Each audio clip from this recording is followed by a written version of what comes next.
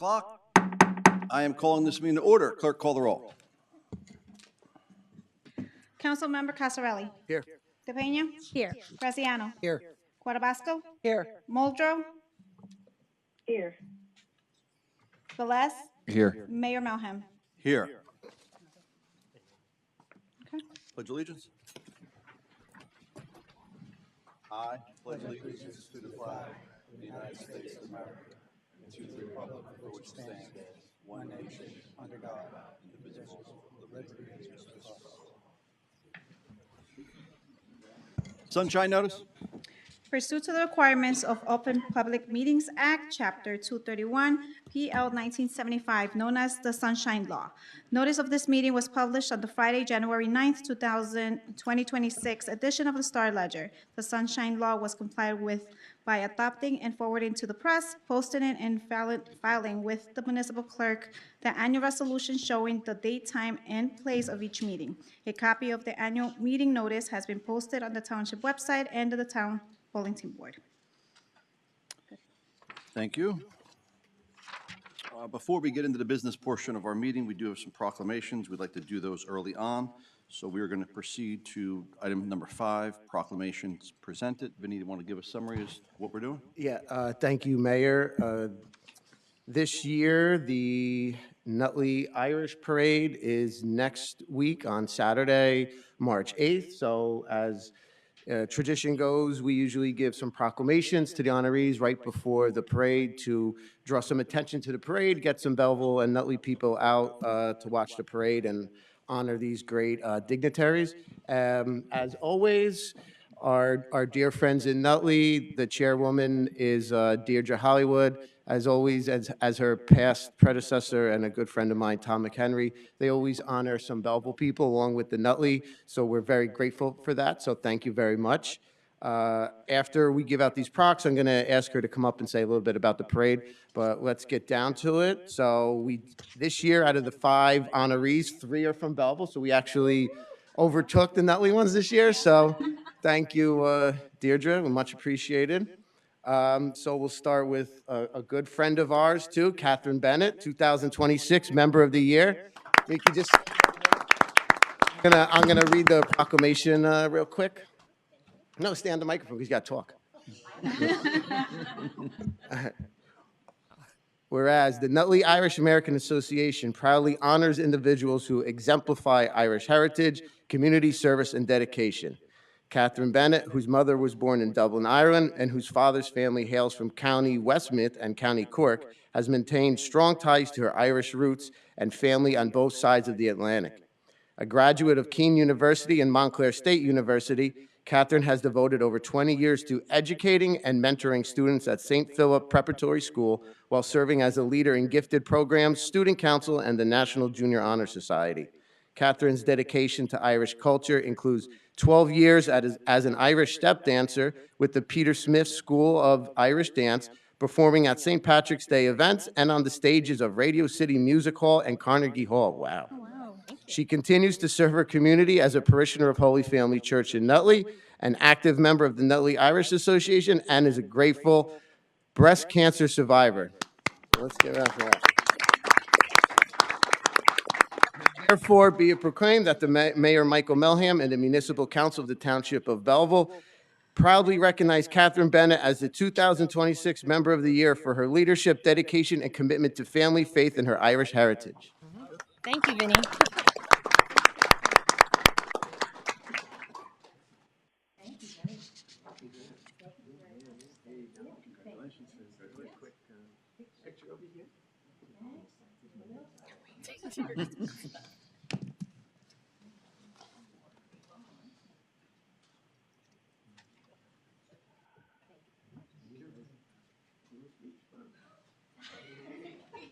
No, I would just like to thank Belleville very much, and Belleville is my home, so it's a great honor to receive this tonight, and I can't wait for the parade day on March 7th. 7? Yes. Correction.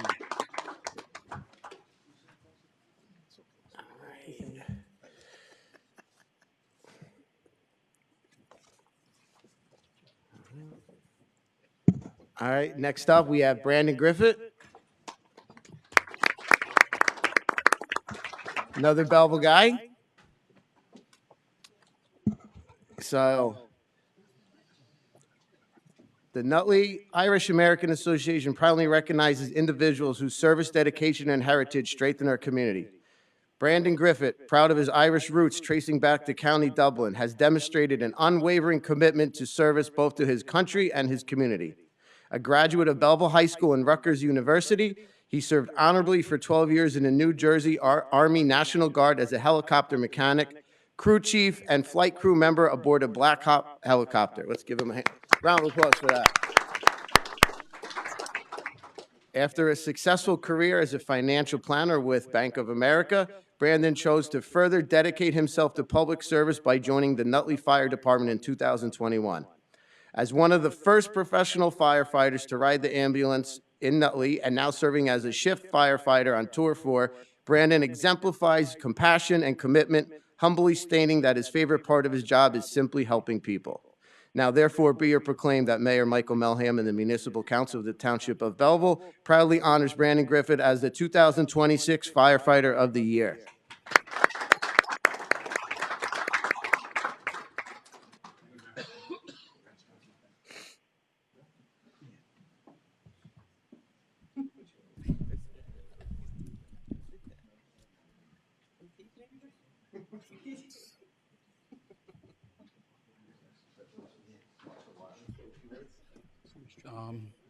Yeah, although I work in Nutley, I grew up in Belleville. I just happened to take the test in Nutley, so Belleville has a special place in my heart. Thanks, guys.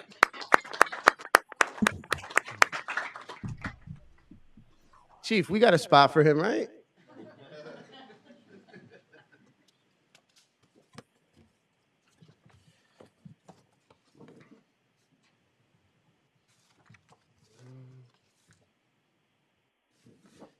Okay, and finally for tonight, we have the Deputy Grand Marshal, Noel Lenahan. Come on up.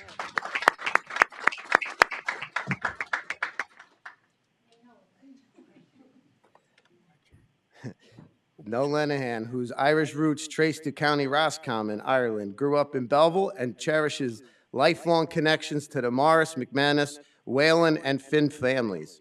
A graduate of St. Peter's Grammar School and Essex Catholic High School, Noel enjoyed a 39 career as a licensed electrician with the local 68 Operating Engineers Union. Noel has served the Irish community as a snare drummer with the South Park and District Pipes and Drums for 20 years, as a longtime member of the Giblin Association, and as an active participant in the Belleville Irish and Nutley Irish American Association. Noel wishes to honor his son, Brian, also a member of Local 68 for the past 13 years, for his unwavering support and dedication for helping him throughout life. Now, therefore, be it proclaimed that the Mayor, Michael Melham, and Municipal Council of the Township of Belleville proudly honors Noel Lenahan as the 2026 Deputy Grand Marshal. Thank you.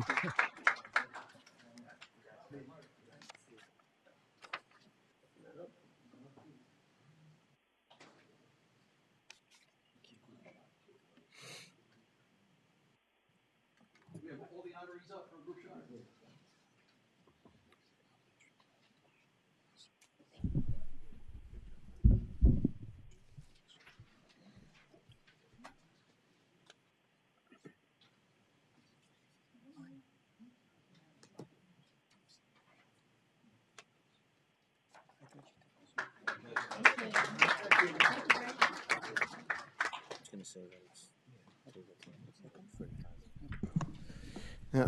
Also, who's couldn't make here tonight, though, they're from Nutley, so that's okay. Victoria Keeley is the 2026 Parade Queen, and Steve Blank is the Grand Marshal. So real quick, I'm just going to invite Deirdre up here just to say a few words about the parade, a little bit of history, put her on the spot. A little bit of history. Well, we've been running the Nutley St. Patrick's Day Parade since 1979. It's a self-funded parade, so while we get support from our town, we do pay for the parade ourselves. So we appreciate, every ad that's purchased, everything, every event that's attended. We really appreciate the support on that. we appreciate you, Vinny, for doing this for us every year, Mayor. We appreciate. We'll be in Belleville this Saturday, driving through, and we invite all of you to march with us on March 7th, 1 p.m. Well, 12 o'clock lineup at Holy Family, but 1 p.m. step off. We'll be there. Yeah. Thank you. Thank you, Dish. Also been the flag raising. Oh, yeah, the flag raising, Deirdre, you forgot that. Next Friday, that's all right, I got it. Next Friday here at Town Hall, March 6th, we're going to do the Irish flag raising outside at noon. So hope, yeah, thank you for that. Yes, it's not yellow anymore.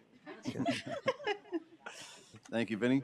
All right, we're going to move on. Next item on our agenda is number 6, work session, council discussion. So this is our second meeting of the month, which means that it's often considered our work session meeting. So any member of the governing body and/or our professionals can put a topic on for discussion.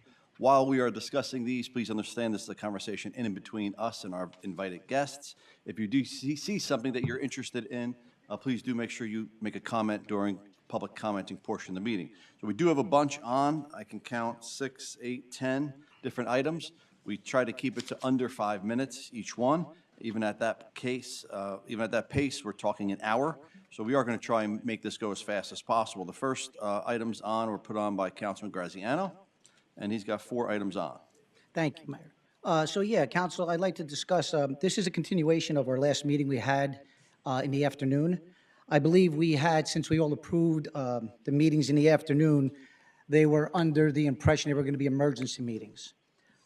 Since then, based on what the manager requested in his new policy for discussions, as this is also a discussion, there seems to be, when a topic comes up, there is a lot of conversation. And I don't believe that we should be time limited or something, because the discussion is to share with us, the council, to get an understanding. And then we go back and forth with it if need be, to get an understanding if we need more information before it goes to first reading. That being said, that has happened the last 2 times. I work during the day, so I do call in. Sometimes it's tough. They went 2 hours. So I'm following the policy that the manager put in place, that this is a discussion. And if you agree, or if we take a straw vote and want to add a second meeting like we did in the past, so we have 2 meetings at night every month, then we can have a healthy conversation, discussion, and then we go accordingly. We could keep that other one in place for an emergency if needed. But that's the reason why I bring it, because it's just not one and done. We've had this. We've tried it the old way. It worked. We tried it a new way. Things have changed. And to me, it doesn't work. And to be part of this team up here, you'd want to be involved and you'd want healthy conversation and discussion, good, bad, or indifferent. But it gives us knowledge to make the right decision and the right vote. So I just threw it out there for conversation and see what you felt. And if you agreed, we could take it to the next meeting and to vote for it at that meeting, because like we said, there's process. That's all. Okay. Get your opinion. So anybody agree, want to move it forward, to have it on the agenda for next meeting, to vote on it at first reading? Or you want to just leave one meeting like we are and go in the afternoon? That's up to you all. I think we all kind of agreed, especially if you heard the conversation during that last Wednesday meeting. Every member of the council was pretty clear that the Wednesday was going to be in place of scheduling an emergency meeting. And it quickly became a second meeting, loaded up, loaded up, loaded up. It was never supposed to be the intention. It was supposed to be, instead of advertising for a special meeting when need be, it's easier to cancel a meeting that's already scheduled than it is to schedule a new one. And I think it got away from us as a governing body, and once the various professionals that tend to put things on the agenda realized that it was a blank check to have us sit here for an hour or two, it just kind of evolved. I'm fine going back to just the Wednesday as an emergency if need be. Yeah, Mayor, I did want to bring up that I think because it was the beginning of the year, maybe we had so many things to place. I don't know that anyone intentionally decided, like, now let's hijack this short meeting and make it very long. It's January, it's the beginning of the year. Maybe there was a lot that needed to be determined in certain things that had timelines. But I do agree with Councilman Graziano that I think we all were on the same impression that it wasn't going to be as lengthy and a lot of decision making that obviously we understand that many of us that have jobs during the day. So I would propose, I think, I don't know, Brian, if that is feasible, if that is, if I just, if I'm discussing that correctly, that maybe we did have more things because it was the beginning of the year, and now going into the second quarter, we may not have that many things going into an emergency meeting, and is it enough for us to have one? I don't know. I want to understand that. Well, I think we could go back to just having the night meeting, having one night meeting, but there is a lot more now on for discussion. So those night meetings might run very long. And those discussions are based upon the councils want to discuss ordinances and anything over the 53,400 cap. So in doing that, that's gonna take a lot more of your time. So I don't know how you guys wanna organize that. If you wanna do a discussion meeting and then a regular meeting, or just use that Wednesday I really meeting want to as. do a discussion meeting. I think that we want the Wednesday, I think what do everybody's that? saying is we want the Wednesday meetings to be in place of the Emergency emergency only. meeting. And I am all for staying here a little longer, once a month, than doing it twice a month. But if it's nothing is that where we need to take action, then we could always just cancel that that meeting on Wednesday. That was the plan. Well, I understand that's the plan, and that's why we're having a discussion. I just believe, and especially at the last couple of meetings, there is not enough discussion to make a vote. And what happens is things get put on the agenda because if I go back last year, we were not going to put things on the agenda after Thursday. Then things get put on. There was a break point. Don't quote me on the days or the years or the time. Now what happens is something gets on the agenda and it's a first reading, and now we don't do our homework and we have to make a yes or no vote. It could be good or bad or indifferent. I don't think it's fair to the public that we have to sit up here as a council and make that decision. Personally, I'm not looking at it that way, Mayor. I say a discussion is a healthy discussion because, as you mentioned in the beginning, it's a 5-minute. We want to keep it to that. But when we talked, if I may, the last one during the day with the chief, I had questions. We had to take that back to a budget meeting, which then was explained. Now that should come in front of the council to explain it, to make that vote. That's what I'm talking about. And if it's needed, great, but it worked for the 7.5 years I sat up here. And, that's my personal opinion, is my duty, our duty. But I just threw it out there. It's a discussion, like we said. If you want to move forward, it could be a team call, if not. But my recommendation is to go to 2 at night and the way it used to be. That's all. All right. Next is discuss possible resolution on what gets placed on the website. Yes. So, again, discussion. These discussions that I'm bringing up now are things you hear in the background from various people sitting on the council, sitting out there in the audience, of what comes up, what shouldn't be, what should be.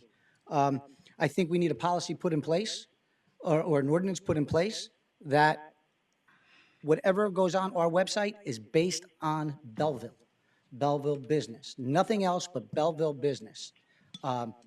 Whatever it may be. It's just, when I looked at other websites the past week, 2 weeks, looking more, there's nothing other. There's no associations, there's no civics, there's no nothing. It's all about Belleville, or their site. A lot of knowledge for our community, so they can get it. That's all. So I thought that we can sit down, put a policy in place that works for everybody, because there's no policy today. Do you have a specific complaint to the manager that something was on the website that he shouldn't have allowed? No, this is this thing I read, this things I see, and things I'm hearing. That's all. No complaints, the things I'm hearing. The policy that I have right now, there's no written policy. The manager has. There's no written policy, so I basically make the policy, and I try to keep the website. Brian, there are policies. Nobody willy-nilly can just post anything on the website. It has to go through a director or go through you. Yes, That's basically a policy then. okay, that is the policy, but the content that gets put on, it's usually town-related business. I allow some county and state stuff to go on there, events. Other than that, I usually hold it to that, and that's it. No local promotions from businesses, no nonprofits, no political, nothing. Just said So- nonprofits and stuff like that, he's seen on there. And I didn't say I seen it. I You said it did- was talk. yeah, if So that's you- all I'm saying is a Is policy. it talk or is it on the website? I- I mean, it's a fact. Like, we could look at the website and see what we have there. So Well, can the you fact clarify? of the matter is, it came up, there was scuttlebutt, if you want to talk about discussion. Of course, came that's up, what we're I doing. think, Deputy Mayor, when you said something to do with, I forgot the exact terminology. that The we- community baby shower that Right. all of the councilwomen that are sitting here are hosting? No, and outside I mean, council. all the sitting councilwomen are co-hosts of this event, and it's for our ladies to support the women of the community. So my point is, it goes back to discussion, and then it goes back to C. So what we talk about here, then it goes out, and all I'm saying Also, is, did you let's put see a it on the policy- website? It's not on the It's not website. a website, discussion, So people you're talking talking. about any announcements of events that we're hosting. Should I should be- not have the opportunity to let our township know for the pregnant women that they can come to this event, that Councilwoman You asked to put it on the Muldrow, website? that all three of us, Did you ask to put it on the website? I did not ask to put it on the website. Manager? Someone did ask to put it on the website. So that's my point. So you Listen, have- I've had other. I We are didn't ask. co-hosting it. It's an event that all three of us are coming together as women and mothers That's a to good do thing. this. No, So that's a good what thing. would Don't- be don't the s- challenge please do of not us spin it letting that. people know that they can come and receive free Please. baby items? Okay, I need to understand that, because in order for us to determine a policy, I need to understand what the challenge is. Manager, wasn't there someone from Essex County also named in that?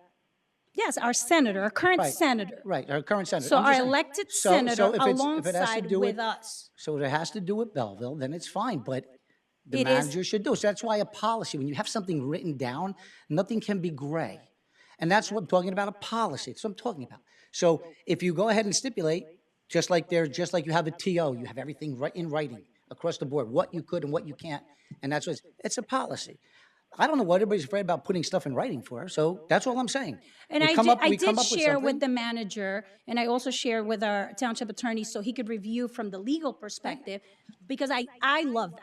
This is what I live for. I live for processes so that there is no question. That's why I needed to understand from you what the challenge is with an event that is hosted by all of the sitting council. I think this is historic. It's a beautiful event. So I need to understand, like, what are the challenges that maybe I'm not seeing? What blind spots do I have for this event? Is it because we have a senator who's been elected by Belleville as well, right? Or is it because it's not the gentleman involved as Not well? at all. Like, what is the challenge? Not at all. I believe it had to do with the senator not being manager.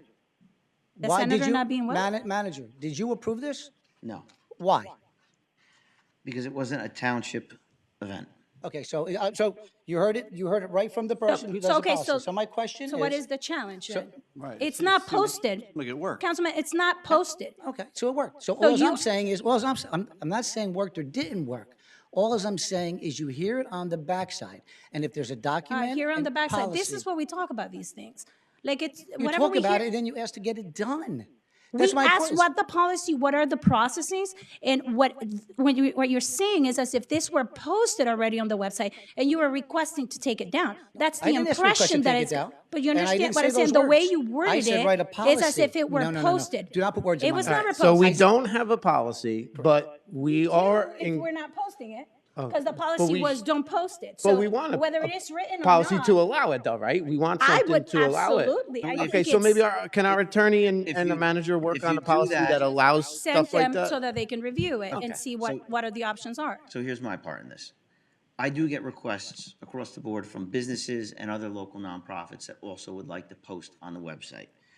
I do feel that if we do start doing this and don't put very strict perimeters around. We've never done that, though, Brian. We've never posted businesses and nonprofits. Exactly, so I continue to say no to it. So what the problem is Consi- with this, I'm this wasn't a letting- nonprofit and this wasn't a business. It's This a was our non-town senator. related item, This is okay? Our It is- senator, It is. our senator I get and our that. councilwoman. So it is not a township event. It's not a township event, it's not an event the town's hosting. It doesn't have to do with township business. It is a nice event. When I our will say assembly that. people do, I'm getting there, I'm getting Can you- there. can you speak on that? When our assembly people do a tax freeze program, that's not a township event, but they are our assembly people, and they're speaking to our audience. We always allowed that stuff when they do the senior freeze, when they do the, what is? Are they doing that rebate. personally, or is the state or county doing that? There are assembly people. I'm just saying, I'm trying to set boundaries here, because if you put too much on the website, it becomes more of a promotional site place with basically advertisements than it is for township business. So you have to make some sort of say in what direction you want me to. You could put a banner on the side that has all this stuff and allow people to post on it. I don't care. I think that the main point of the website or social media should be, if there's street closures, if we're registering for recreation, people should be able to, they want to pay their taxes. They don't need to see all kinds of events all over the place. They need to see what they're trying to find when they get there. If you could separate the two and keep the site easy to read and navigate, I'm happy with it. I don't care what you. Maybe we just do a little local community events thing. Doesn't have to be, I per always se, said- Belleville events, just local community events. and- I said like a agree ribbon that down the side of the community page that events said- and businesses shouldn't be there, but something our state representatives are doing with members of our council should be included. Yeah, and I think my concern is also that our senators and our assembly people, they represent other townships that are spreading the word about these events. So other towns are taking advantage of these programs. They're taking advantage of all these items that they're receiving for free, while Belleville, because we heard through the grapevine or whatever, we might not agree on how we want to advertise this. Our people are not having access to these programs, and that's also unfair. So yes, I agree that we need to come up with some type of parameters, which is why I wrote a draft. I already sent it to you. I already sent it to Martino, so he can look at it from a legal perspective, not just objectively, but that we can look at it and actually determine what's the best way. How do we do this? I agree visually. I want people, actually, I want more access of it. I want people to be able to see it and know that that is there. Not that we don't just put it on because we think that the senator or not. I think these are great events. And maybe that was just the example that you happened to give, because I would hate to think that anyone here thinks that that is not a good idea. Well, we. No, I we're think it's also- different between having a I got an example. state-funded event and then a fundraiser. So you have to differentiate. And these all are not those things. fundraisers, these are free events Right. that are for everyone. There is no ticket requirement, there's no voter registration requirement. You could just show up and grab and receive, as long as you're a mother, as long as you're a pregnant mother, you come in with a child, you get to partake. But that doesn't sound like a state or county program. It sounds like a fundraiser. It sounds like an event. to It's give not a away whatever it fundraising, is. they're not raising funds. I got one. I got one for It's you. a giveaway. It's not a state or county Our assembly program. person was doing a backpack giveaway in August for September school, and she was not allowed to put that on our website. I mean, it's getting stupid now. This, You And gotta the determine reason why I brought it up what the is program because, right, all the questions are going to the manager. All the Matter- questions no- go through the manager, you're right. Right, no matter who the manager is. So if you document and put policy, once it's agreed upon, what we can and can't do, it gets documented. It makes his job easier and everybody else who's thinking. 100%. That's all. So, That's all I bet. That's it. So Steve, don't would take you that be context. able to speak on where we might be? Like, I know I shared something that I drafted precisely from the need of this. I didn't put it on reading yet precisely because we all needed to still discuss it from a legal perspective or where we are. But I don't know, Brian, from what I shared and from what Martina, that's why I didn't share it with everyone, because we're still in a very draft state. So did you get a chance, Council, to look at that? Mike. Most towns have a community event page on their on their website. something I recommended. A community event page. And this is a community, I would think you would want your residents to know 100%. that this free event for people who are pregnant that can't afford things can get. How could you not want that to be published? I don't Again, understand it. again, That's why you it's- have community events. You're not talking about a nonprofit raising some money for somebody. Unico is not on our, this is an event, and I've said this from when it came up, Brian, from when it came up about this. The senator who is enlisting 3 members of our council to provide benefits to our residents, how is that not a town event? It should be, if you don't care about the residents, then don't post it. Because that's the reality of this. They're offering something free to residents who can benefit from it. And nobody, look at the donation box that's in the front hallway. Zero. It's empty. It's been there for a week. It's empty. You know why it's empty? Because nobody knows about it. See, but Steve. So, if I mean, no, so listen, see, so you look- guys, I'm not, So listen. I only sit here and I advise. So this, right, and discussion, without a discussion like this, that's what's healthy and works. You guys are constantly, I brought up an example because of what was said, and it was between Brian and I. Now, community page came up. Is a good idea. So let's maybe create a community page and let's have parameters on that. So it's done. But without a healthy discussion, without pointing at one thing and one thing only because it's happened in the past, now you put parameters around it. That's the whole thing. It doesn't become, again, wrong choice words, Tom. It doesn't become political. Some things don't. It's in writing when it goes to the manager. He knows, okay, this is the policy, good, just jam it in there. And it's a community page. So instead of taking what I've shared that I heard out of context, I didn't want it, not the case. It's how do we go forward in implementing something that can benefit and take the weight off of everybody, no matter which way, it's shape, or form, can get implemented and get it done right once. This way, everything flows after it. That's all I'm saying. I agree. I like the going around. Yeah, I agree. Community page, let's do it. I do see Brian's point. I think maybe you didn't explain it properly. I think. If I want to get up there and I want to hand explain out your stuff for point free, I from can do that my too. point. I mean, everybody can. Are you That's trying? great. I think he's You gotta trying to put prevent. parameters around He's stuff. trying to prevent self-promotion of And we of 100% individuals, and I get that. agree, and thank you for Vinny. bringing that up, Right. because the reason why I didn't put it on the agenda today is because I was waiting for this to be more clear so I can come to you, not just, let's argue, this is something I heard, but here's a proposal. This is what I'm proposing, rather, and I want to just put it forth on the record that nothing has been posted. Right. Because the way that it began in the conversation is as if it was already posted. It was actually not posted at all. I mentioned said it, it I was? brought it up, and that's why I'm taking, this opportunity to clarify that, because I was the one that brought this up, because all the councilwomen here are the ones that are co-hosting this event. Thank you for supporting that. Thank you for clarifying that it's not that you're not trying to support, because I would never imagine No, that not you at would all. not want to support that for our women. Not at all. It's Thank like you you. said, about process and policy and doing it. For Like sure. I said, There's that's all. definitely a draft floating around. For the record, I mean, for what my opinion is worth, I've been doing government websites for 21 years. I currently represent 35 different governments. I am not for a community page. It's going to end up being an absolute nightmare. There are plenty of Facebook groups, parents groups, second parents groups, this group, that group, all in Belleville for all that stuff. I am for a very clear policy that says if our county executive is doing something, our elected officials are doing something, and they want to share that with the Belleville residents, we should allow that. I am not necessarily for everybody's yard sale and every group's this and everybody's that. That's what I'm But afraid our you're elected saying. officials. You post the yard sales, the Well, townwide. That's the townwide one. But That's a town event. all right, let's move on. Okay. Councilman Graziano, back to you. Yes, which leads into policy process on the calendar. Same thing. Calendar came out. It came out late for whatever reasons. And I know there was discussion in the past about who, what, where, and when. Can children, can we take pictures with them? Is there any legal things that go on with that? I don't know. I punt to you, Steve, with that. And go back to traditional like we used to be. About the town, a little blurb about each one of us and what we did like they did years ago. And again, about Belleville, our DPW, our police, our fire.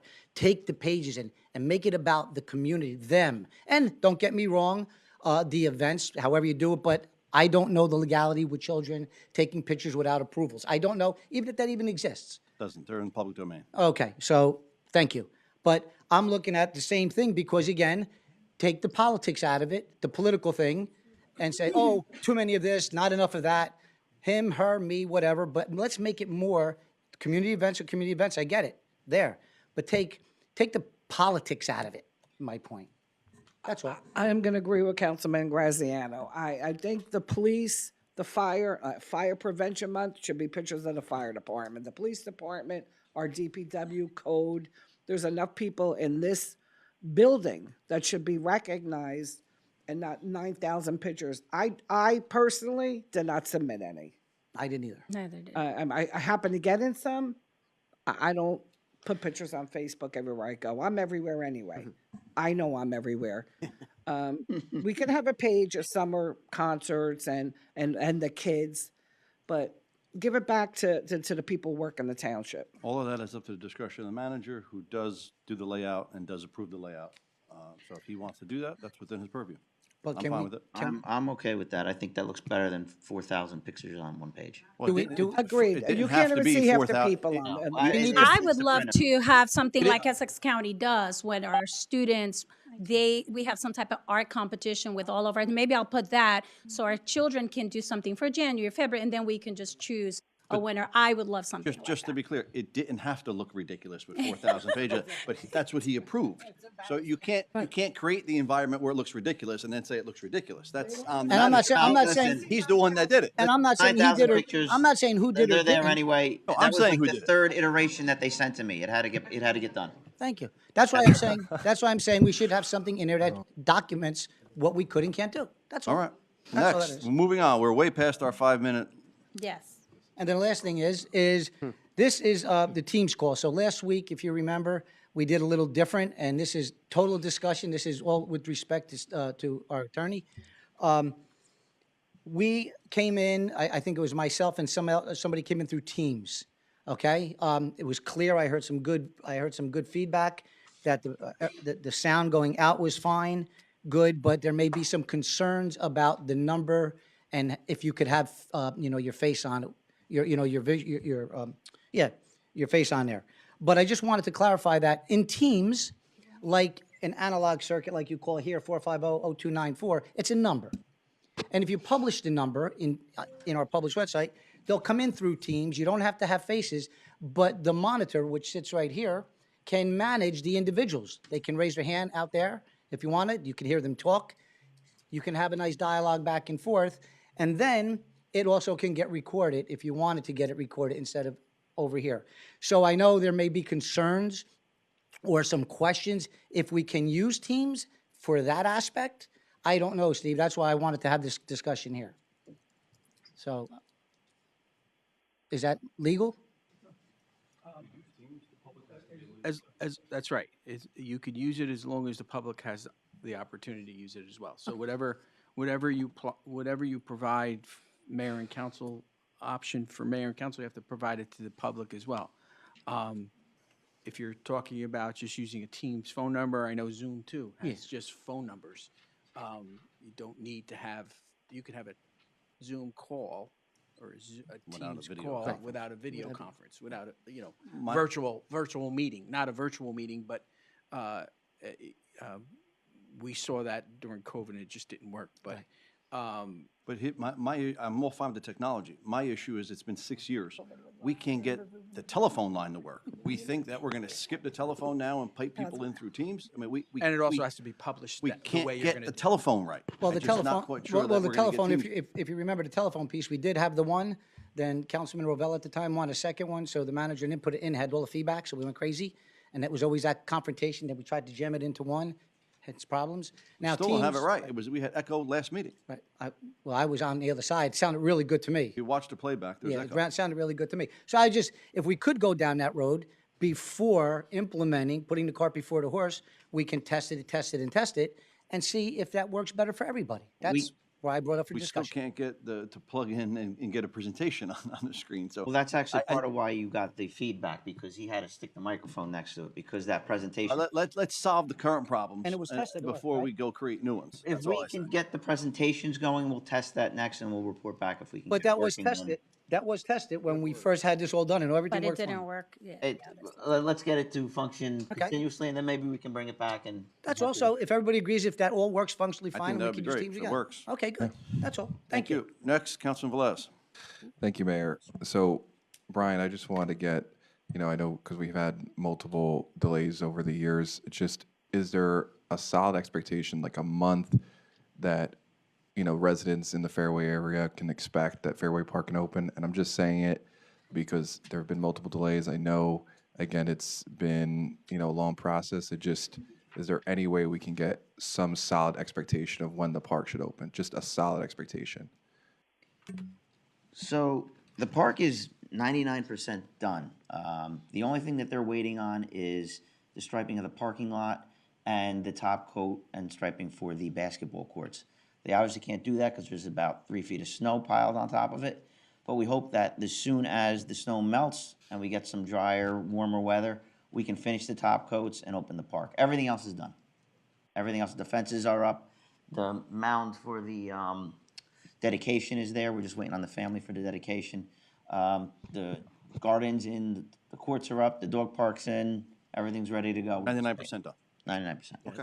That top coat has to be, it can't go below 40 degrees overnight, so just by that alone, probably sometime in April, I would assume. Yeah, late March, early April, maybe. Okay. All right, next. All right, thank you. And then the no left turn sign, I'll keep it short. Anybody who's been to Wendy's on Franklin Ave know when you're coming out of there, it's insane. I mean, it's really, really hectic. It's high traffic. You have people walking. It's pretty insane that you can make a left turn. Other nearby establishments, whether it be the Wendy's in Lyndhurst or the TD Bank in Nutley, they have no left turn signals, no left turn signage. on their main streets. I think that's something that we should inquire about. It's extremely dangerous. I see people trying to make that turn every day, and I think it's something worthwhile that we should inquire about. It's really important for pedestrian and driver safety. Do we have control over the street since it's a county road? So even the Wendy's at Lyndhurst, that's a state road, and I believe the TD Bank in Nutley, I believe that's also a county road. So it's not dependent on the road, it's the signage itself would be up to us. I agree, it's dangerous. Yeah. You mean just the Wendy's? There's like 3 or 4 exits out of that lot. When you exit Just the the Wendy's, left, not the rest yes, of it. Yeah, but the entire, just a Wendy's when you're exiting. Okay. Yeah, that specifically, I an think easy that's one. dangerous. That's an email to the manager, that's an email to the Okay. traffic department, they study it, they let us know. Okay, next, township manager. Okay, we have Nick DeAngelis here from the Code Department to review a couple items with you. One is just a wording change to Chapter 12 with the resale versus CCO certificates. And the other he is proposing to inspect commercial buildings, which we currently do not do upon sale.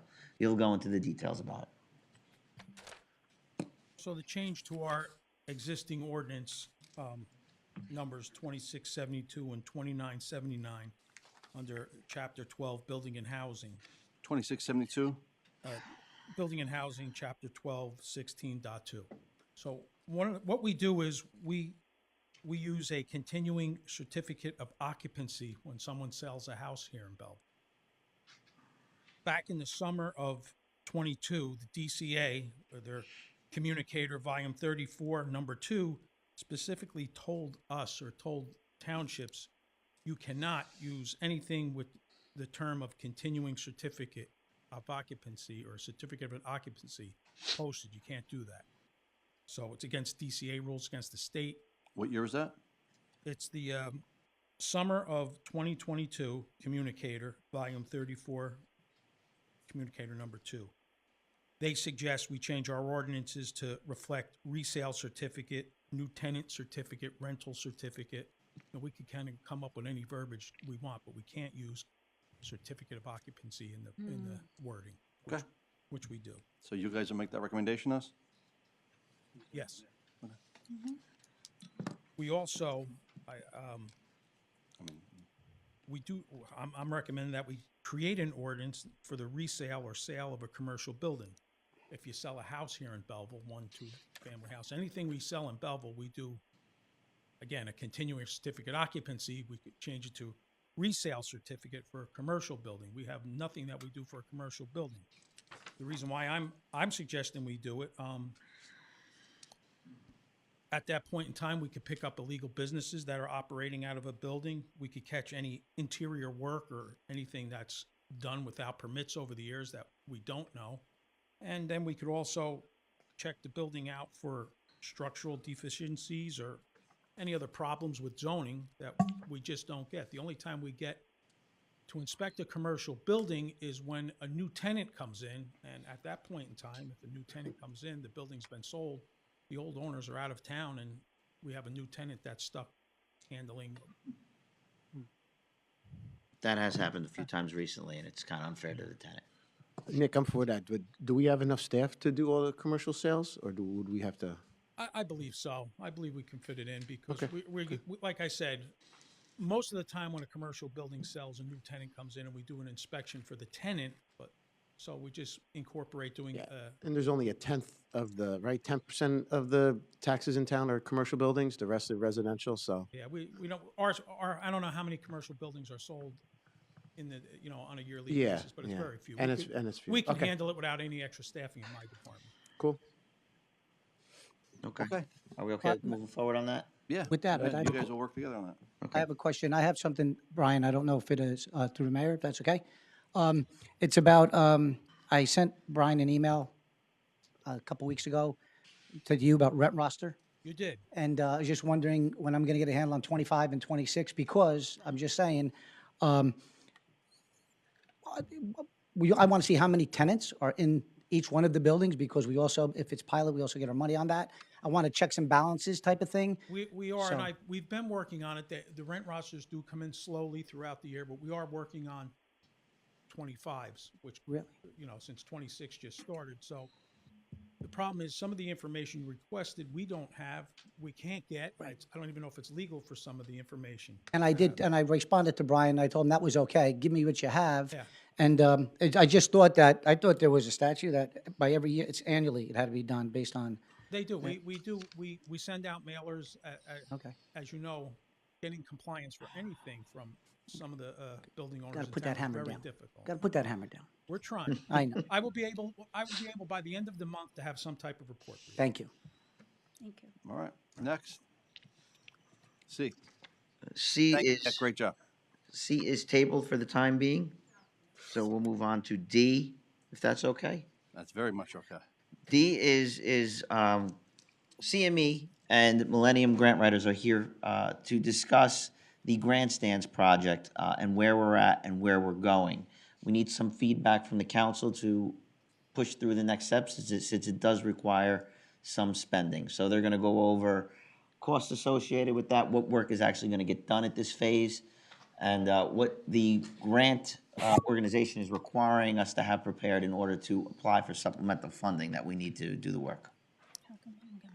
Thank you, gentlemen. Welcome. Good evening, Mike Mullen, CME, partner with CME Associates. This is my associate, Daikyu Kang. He's here. How's it going? He's our project engineer at the firm. He shaved his mustache, if you don't recognize him. He had the handlebar. It's a long story. So, anyway. So, here tonight to talk about the Green X application and where we are with the grandstand project.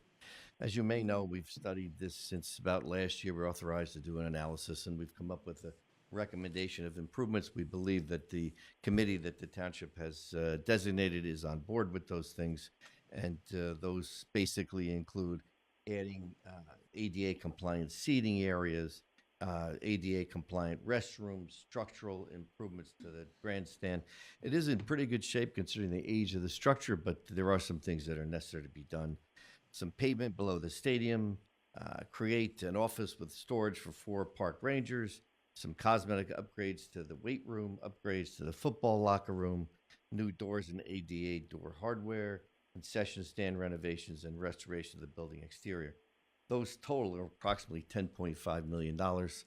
You have received a grant in amount approximately $2 million for Green Acres, and we have contacted Brian and I and Millennium, and we believe Green Acres is in a position, although no guarantees, to possibly give you another $2 million, which would bring your total grant from Green Acres to almost $4 million.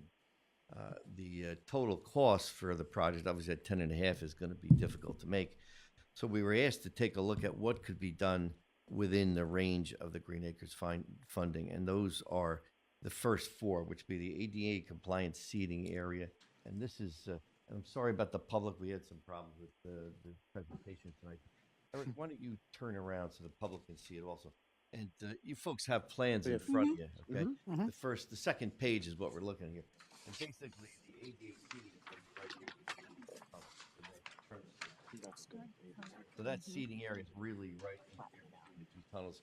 And what will be very similar to what you see at some of the other stadiums. The folks in wheelchairs or in the carts will be able to pull in there and basically watch the game, typical to the way they're doing it in pretty much all stadiums now. Second thing was the ADA restrooms. Obviously, those restrooms are inside the stadium now. Were constructed probably, I don't know, almost 50 years ago. So they're not ADA compliant. So that would include that. Structural upgrades to the grandstand. You'll see in the detailed plans that there's some structural cracking, some issues that you expect on a structure like this, but nothing that we believe is totally can't be corrected. And the last one is put pavement below the stadium. Right now, the recreation department stores their equipment under there. It's basically earth. It was never really paved, and that would be part of it. So those 4 items come to approximately $6 million.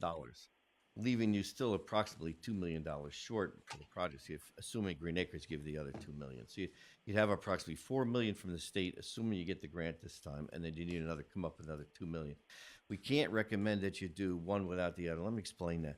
If you do the structural improvements, then really you'll see no changes in this thing. So that's one of the problems. You just do the architectural, would be the ADA seating. Then you don't do the structures. When you come back to the structures, then you're going to disturb all the work we've done with the architectural work. So it's sort of, you have to go through and do those 2 together. And then the last thing would be to do what we can with the restrooms and also the paving below the stadium. And that totals about 6 million. So it's going to be a nice project. We think it's the way to go. We hope, and we got some good feedback from Green Acres. The schedule is that we'd hear somewhere in April that you get the financing. Hopefully it's another 2 million, that gives you 4, and then you really don't have to come up with 2. But remember that the grant conditions require that you then have the design done by the end of the year. So it's you have certain criteria with this grant program that you can't delay things, because we're already in the second year of this financing. You already have the 2 million. They want production. That's why these plans are prepared, so that we could send them to Green Acres and hopefully qualify you for the next $1 million. So what would happen is you would authorize submission to Green Acres tonight. Brian has it on the agenda with a resolution. You would hopefully get noticed in April that you got the other 2 million. Then you authorize design in order to meet the grant requirements. We have a submission final plans for design by the end of the year, and then go to bid in 2027. So if we get the extra 2 million, we're talking about out of pocket 2 million. Okay. What, might sound like a crazy question, but those are concrete grandstands and they're iconic for Belleville. They are. Everybody loves them. There was many, many years ago an idea to knock them down and rebuild aluminum, which went nowhere because nobody was interested in that. What would it cost to rebuild that, the concrete structure? Oh, well beyond 10 million. I'd say you're probably similar to that. You're probably talking about close to 20. Okay, just curious. There's very expensive to do structure. Very expensive concrete. That's right. There's nothing else there but concrete.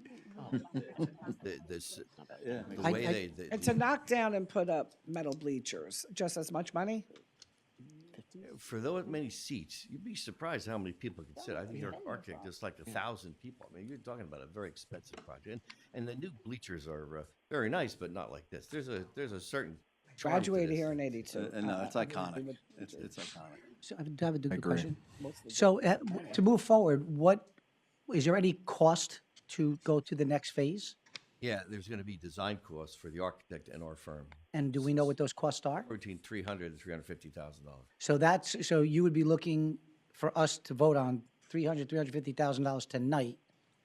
Well, it would be nice, but That's good. only because we want to get done. Right. But I would say you wait till you get the grant notice and you decide Right, how but you- again, that's not a guarantee to 2 million grant. It could be 1 million. That's right. So the worst case, we don't know at this point. That's correct. But he's saying we could wait until we get the grant Yeah, notice. I got you. Is that 300,000, is your design fee baked into the 6 million number? It absolutely is. That's Okay. right. Yeah, all the soft costs and construction fees. And Mike, what if we do nothing? What if we just say, no, forget it? Well, then ultimately you'd forfeit the $2 million that you got from Green Acres. So we lose that grant, and the stadiums are gonna need some kind of repairs no matter what, Yes. correct? Because there's like water infiltration, there's a few issues, right? Yeah, I don't want to tell you that there's serious problems, but there's attention has to be given to it. I mean, the structure is very old. Definitely. Okay, good. I think you have Katie, coach from Millennium. Yes. Yeah. Hi, sorry, Yes, can you yes, hear yes. me okay? Yes. Yes. Yes. Okay, I apologize for not being able to meet in person. I got stuck with the travel with the blizzard. As far as moving forward with the application, the supplemental request that we are submitting is fairly pared down compared to a full request. It would include the resolution that you would be able to vote on tonight, a cost estimate and schedule that I've already received from Mike, an application form that I've already prepared and shared with the team for signature, and then the last item is a draft construction bid packet that the Green Acres contact is requiring that we include with the application, just as a sign of good faith to show we're moving forward and making progress with the application. Given they're asking that projects be, further along to make sure things are moving.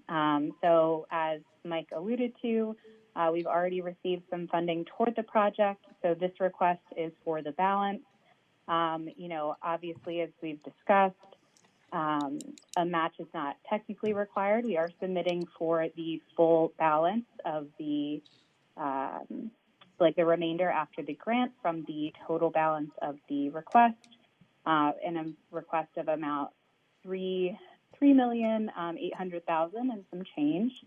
And because the project is located in what the Green Acres program calls located in or easily accessible from an overburdened community. We get some bonus points on our request. So because Belleville Township is qualified as an urban aid community and that other bonus criteria, we are eligible to request, the full 100% of what we are looking for. As Mike mentioned, we might not be awarded the full amount, but we can at least put forth the full request and see that they give us as much as we possibly can get. But happy to address any questions on the application. We do have to move on, but I just want to clarify one thing, and that might be where Tommy's going. So either Brian or somebody in the room, the resolution that's on the new business, that doesn't commit us to paying for the design fee, 300,000 and change. It doesn't commit us to the 6 million or the additional 2 million.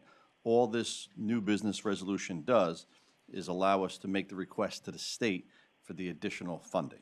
We're committing to nothing. And then after we get that yay or nay, or hopefully it's a yay, we can then go forward with committing to the design fee and all that stuff. Okay, so everybody's clear on that? Is Clear, that correct, thank you. That's Katie? one piece. And then the other piece would be the numbers, our piece that we'd have to put in wouldn't happen this year in 26. If anything, we'd have to budget in 27. Do we have to budget for that? Do we have to budget for this year? anything this year? Because then I'm going to ask our CFO. Yeah, the grant is requiring you to go to bid quickly. So, you'd have to, we're proposing to have design done by the end of 26 and go to construction bid in 2027, early though. And we're not suggesting, we're telling these deadlines. The Green Acres application requires that you commit to certain things. So nothing in this year, Well, besides the design He'll fee. probably need a deposit. design, that's I right. would say and he then might need half this year, maybe half in you're going to need to 27. get your financing in place. So if you go to bid in 27, you have to have financing in We place. get financing in place, and that goes into next year's budget. Well, I'll leave the budget to Frank, I guess, but. That's but, why I'm asking, because if we have to yes. get financing and we got to get it first thing to you, that means we have to get it in this year and accrue for next year to pay, I'm thinking. But Most- Frank, mo- can you yeah. explain? Oh, there's Frank. Never met you. Nice to meet you, Frank. Quickly, Frank, because I have to move on. All right. So with all these variables, it's depending on which direction this goes, I really can't answer. However, if there's no match whatsoever, then we can run it through the grant fund and we can play off that. We just have to provide the cash. We'll front the cash to ourselves, which we can do. Anything that requires a local match or the local portion would have to be provided by a capital ordinance or budget appropriation, one of the two. So you can theoretically introduce and adopt the capital ordinance at any time. I think you should just wait to see how this application goes. So you've spent nothing, other than incur some fees thus far. It's a good pace you're going at. See where this leads. We had a conversation with the representative from Green Acres today, and she confirmed everything we said. So I would suggest sitting tight, do this resolution, see where we stand, see if there's an additional award, and then we know what we were, and that variable is eliminated. Because going on these variables, if this happens, if this happens, you can't, not with $10 million. Got one last question. Based on the date we expected to hear back from Green Acres with approval or denial, whatever it is, do we have enough time between then and the expected bid plan completion to actually draw up these plans? Yes, you do. Fair enough. All right. Fair, okay. Thank you. Appreciate it. All right, we're gonna. Thank you very much. Thank you so much. Thank you. All right, we're gonna move on to a quick report of the manager. Okay, the Friendly House floor, we're waiting on the logo we approved last meeting. It should be done by the end of March. I have an update on the roads to be paved for 2026, which we hope to get done in the fall. Those streets are Greenwich Street from Belleville Ave to Williams, Berkeley from Franklin to Carpenter, Lloyd from Hornblower to Union, Sycamore from Hickory to Chestnut, Pan from Union to Adelaide, Essex Street from Washington to Linden, and we have two auxiliary streets, just in case we have extra funding, which is Crescent, the whole strip, it's a dead end, and Wilbur from Chestnut to Liberty. We'll also be doing Main Street this year, and we'll be doing some water main work on Charles and Center. The police building renovation, the work continues, lockers are installed, and tiling of the walls and floors are being completed. The food truck pocket park, we're still waiting for PSE&G to bring service to the site. We placed the order in December. As of last week, PSC&G is telling us they're not going to get to us till the mid or late March. The weather's not helping, but DPW, the water department has already ordered supplies to bring water to the site, so that's a head start. Edmonds, still working on the build-out and conversion, hoping to have training with staff in mid-March. That's if we receive an acceptable version of the build-out by then. The remaining projects, as I spoke earlier, like Fairway, they're all delayed due to the weather. We met with the Senior Advisory Board. The membership continues to rise. It's up to 185 now. Our 07109 shirts are available for purchase on Community Pass. There's 3 options with sayings on them. It says homegrown, proud transplant, or age to perfection, which is a fun one. Additionally, the board is proposing a senior prom to be planned somewhere around May. And it's also proud to announce that we will be starting Atlantic City bus trips, which we hope to schedule the first one by March 26th, which is going to Resorts Casino. Members can find the entire monthly calendar of events online at our website under the Recreation Department or at the sign-in monitor as you enter the senior building. The Budget Committee met. We met with fire and police departments to review their budgets and hear requests. Both budgets were acceptable with annual increases in costs kept within expectations. There were capital requests, but we're going to review them as a whole at a later date with the Budget Committee.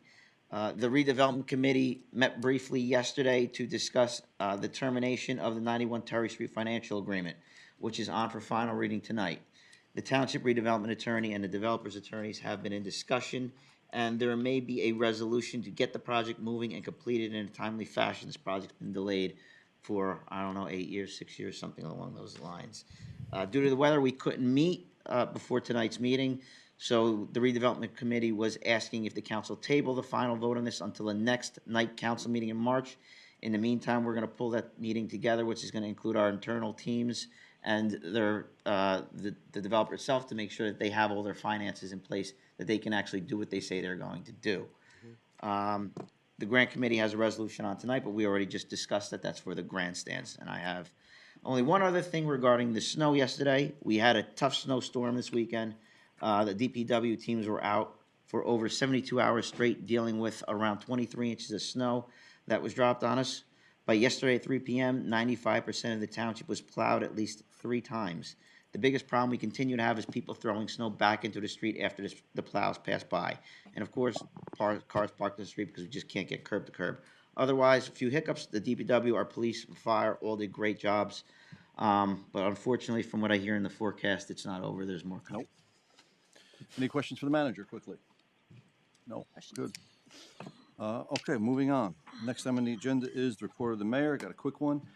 Before we do that, though, maybe this is for a work session discussion item, but I know that the last meeting we finalized on second reading some hours of operation changes. I get why that was done because we really had nothing set in place. It was the Wild West out there. I'm not quite sure who came up with the proposed hours for everything, but I can tell you that there are members of the business community that are not happy because they feel like their hours of operation were restricted. I know for a fact liquor stores who are already getting clobbered in this day and age, they're down 40%. They've had their hours reduced, and I don't think that was the intention of anybody here, but I do think that we had to start somewhere, and we kind of started.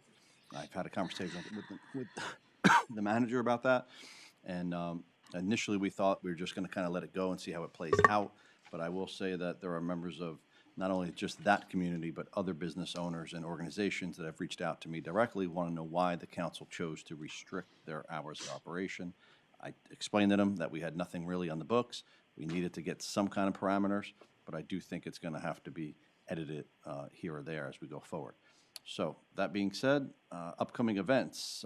Vinny kind of mentioned it before. We do have the Irish flag raising on Friday, March 6th at 12 noon. The very next day, Saturday, March 7th, is our annual rabies clinic. And the next council meeting is April 11th. Vinny, what was the date of the That day, Parade? the same day as the clinic. I don't have the parade because I looked at our town website, and because it's not a township event, it's actually not there. So that's why, but the flag raising is on Friday, March 6th, and the rabies clinic on the 7th. What day is the parade? The 7th. Yeah. Also on the 7th is, it's not on the website, but also on the 7th is the St. Patrick's Day Parade. Next council meeting is going to be Wednesday, April 11th at 12:30. Some quick past events. This past Friday, we had a great, March 11th. April 11th. March 11th? March 11th. Yeah. March 11th. Okay, I made a mistake. Good catch. This past Friday, we had the Dominican flag raising. We had over 100 people pack this room. It was a very good attended event. We had the Qing Dynasty flag raising. More than 150 years ago, that flag did fly here in Belleville.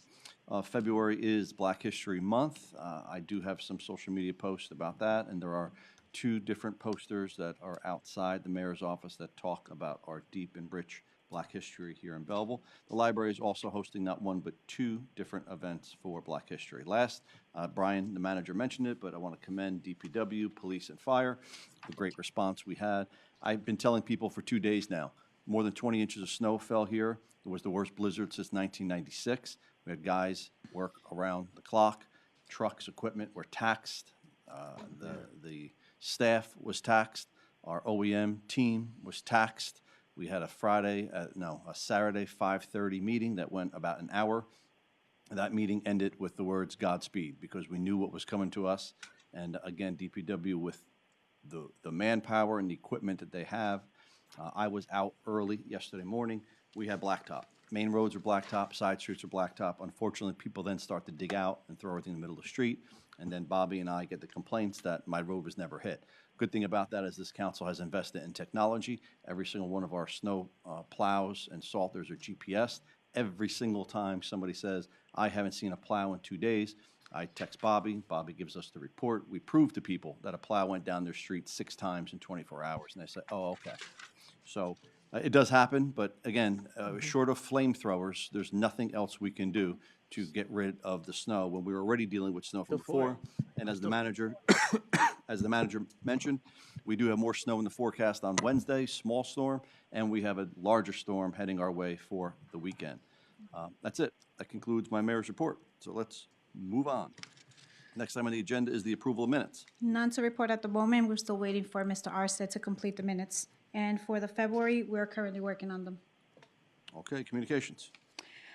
Communications, issuance of raffle license by the municipal clerk's office. We distributed license as per resolution number 290, 2025, that was adopted on December 16, 2025, that authorizes the municipal clerk to administer all legalized games of chance licenses for 2026. The following licenses have been processed and approved by the municipal clerk. We had a lot. Okay. And the next one is, we have the planning board attorney, Joseph Marinello, submits a letter to report to the mayor and council in accordance with NJSA 48:12A-7 for its review in the considering adoption of the proposed redevelopment plan. Okay, next item on the agenda is ordinances. Ordinance 72-25, ordinance for introduction. An ordinance to amend the revised general ordinances of the Township of Belleville, County of Essex, New Jersey, Chapter 8-2C, residential parking permit areas. Need a motion to introduce. Motion. Second. We have a motion made and second to introduce. Clerk, call the roll. Councilmember Cosarelli? Yes. DePena? Yes. Graziano? Yes. Guardabosco? Yes. Muldrow? Yes. Velez? Yes. Mayor Melham? Yes. Ordinance 73-25, an ordinance for introduction. An ordinance to amend the revised general ordinances of the Township of Belleville, County of Essex, New Jersey, Chapter 8-6A, stop sign intersection designated. Need a motion to introduce. Motion. Second. Motion made and second to introduce. Clerk, call the roll. Cosarelli? Councilmember Cosarelli? Yes. DePena? Yes. Graziano? Yes. Guardabosco? Yes. Muldrow? Yes. Velez? Yes. Mayor Melham? Yes.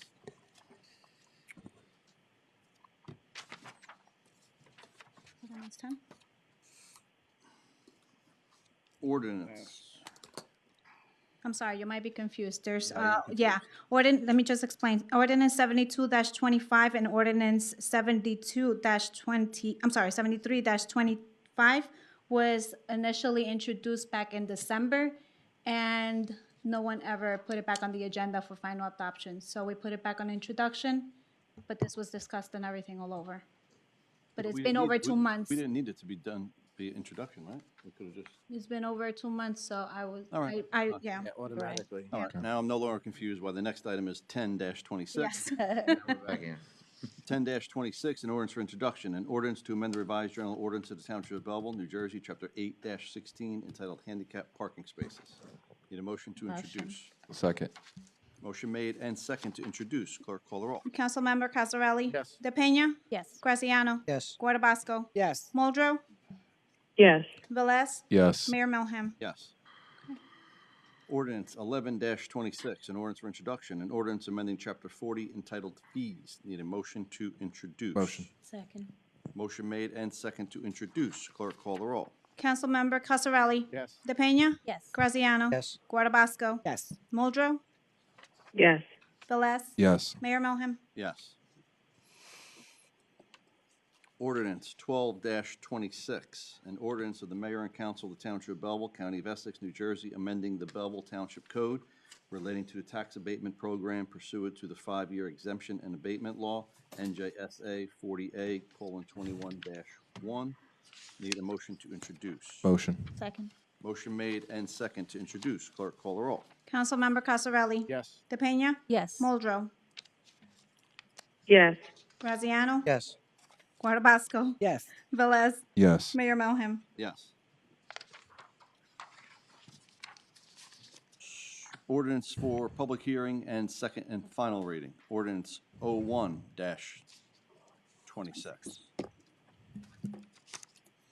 An ordinance to amend the revised general ordinances of the Township of Belleville, Chapter 8-8, designated loading zones. Need a motion to open public comment. Motion. Second. We have a motion made and second, open public commenting. Clerk, call the roll. Councilmember Cosarelli? Yes. DePena? Yes. Graziano? Yes. Guardabasco? Yes. Muldrow? Yes. Velez? Yes. Mayor Melham? Yes. We're now open for public commenting on this ordinance and this ordinance only. If you have a question about this particular ordinance, please raise your hand. Seeing none, hearing none. Anybody on the phones? The difference? Anybody on the phones? Do we have anybody on the phones for this ordinance and this ordinance only? Okay, I'll entertain a motion to close, move for final adoption. Motion. Motion made and second to close, move for final adoption. Clerk, call the roll. Councilmember Cosarelli? Yes. DePena? Yes. Graziano? Yes. Guardabasco? Yes. Muldrow? Yes. Velez? Yes. Mayor Melham? Yes. Next, ordinance 02-26, an ordinance amending Chapter 2, Administration of the Township of Belleville Code. Need a motion to open public commenting. Motion. Second. Motion made and second to open public commenting. Clerk, call the roll. Councilmember Cosarelli? Yes. DePena? Yes. Graziano? Yes. Guardabasco? Yes. Muldrow? Yes. Velez? Yes. Mayor Melham? Yes. We're now open for public commenting on this ordinance and this ordinance only. All right.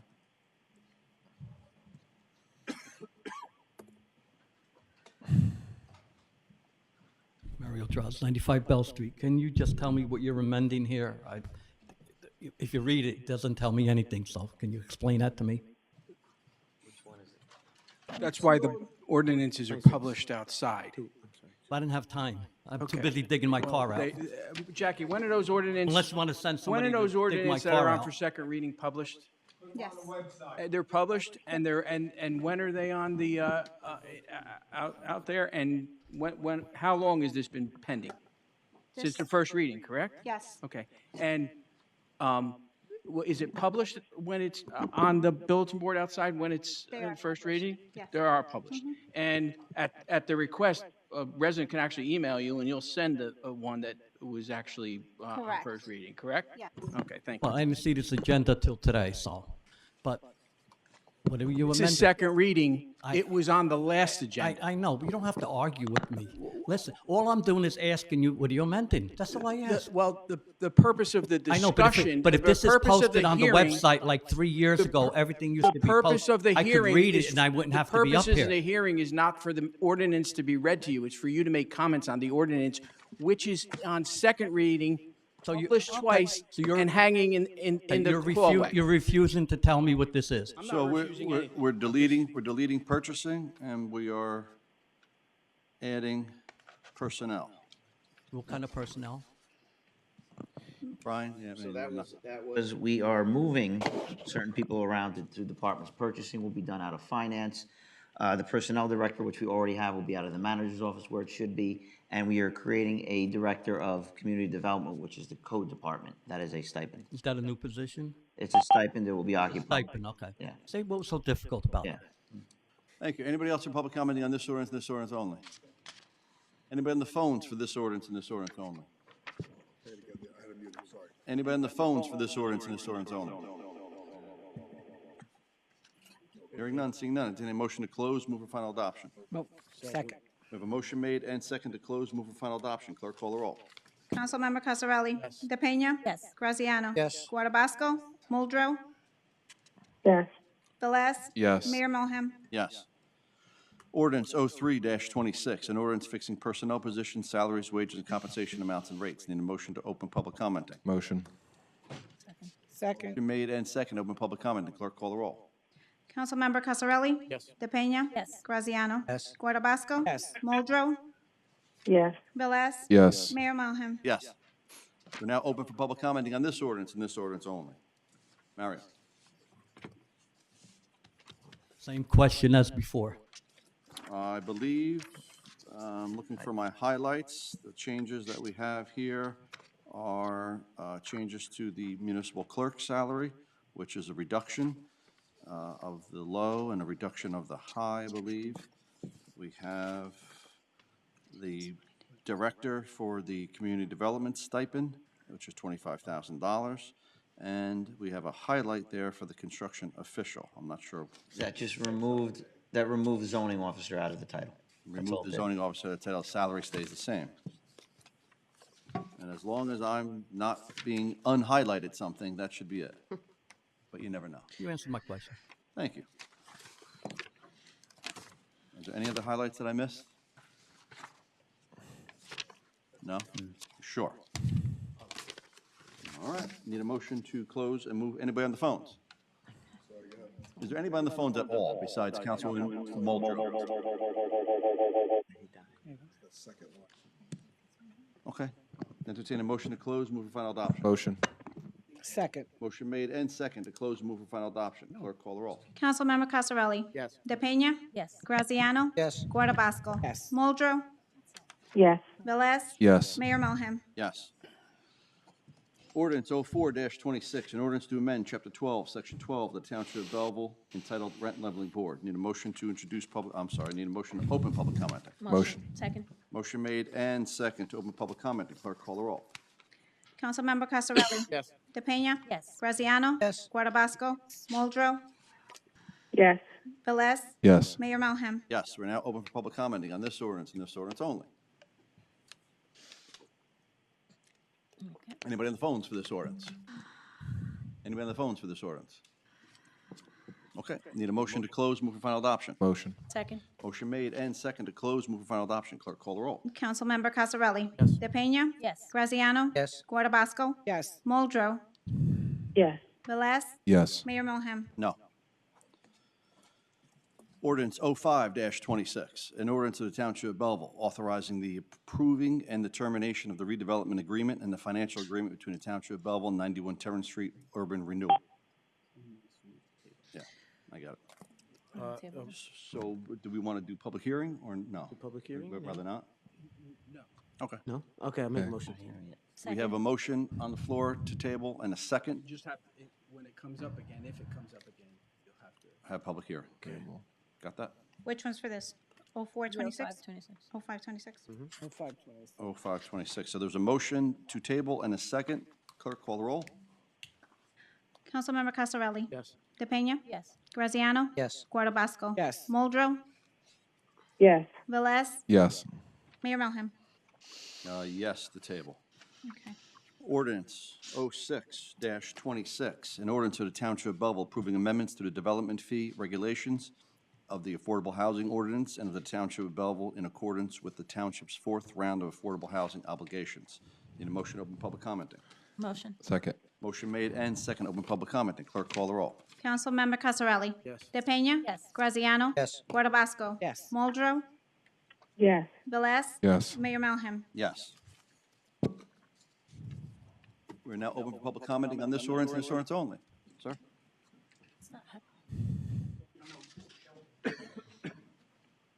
What? Sorry.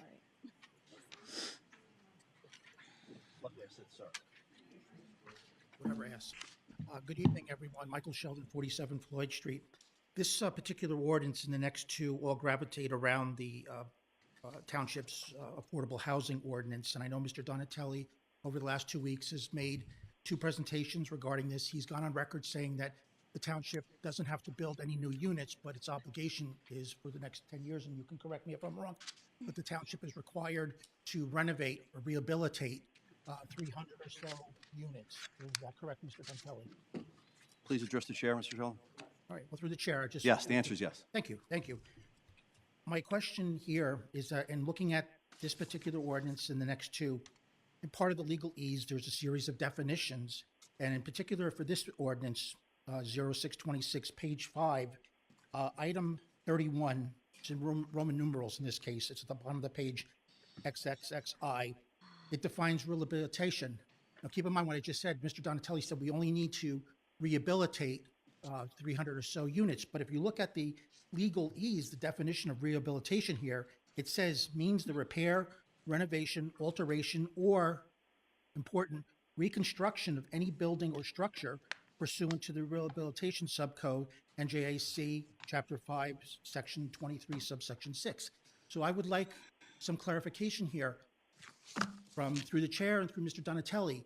Is this giving wiggle room for reconstruction? Because he said previously, this is just rehabilitation. No new units have to be built. But here it seems there is a loophole, a back door to allow new construction. So could you please, for my interest in that of our community, please go on record saying no new projects, no new construction, or could there possibly be some new construction as you achieve your obligations under the Affordable Housing Act? Is that your only question for this ordinance? For this one, yes. Okay, Mr. Donatelli, can you come on up here, please? Thank you. And I'll just stand here in case I have. He's going to go right there.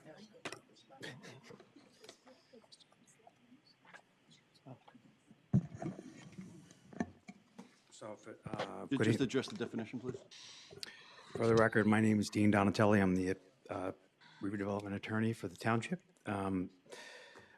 If an existing affordable unit is destroyed by a casualty or some other disaster, it can be rebuilt using the Affordable Housing Trust Funds.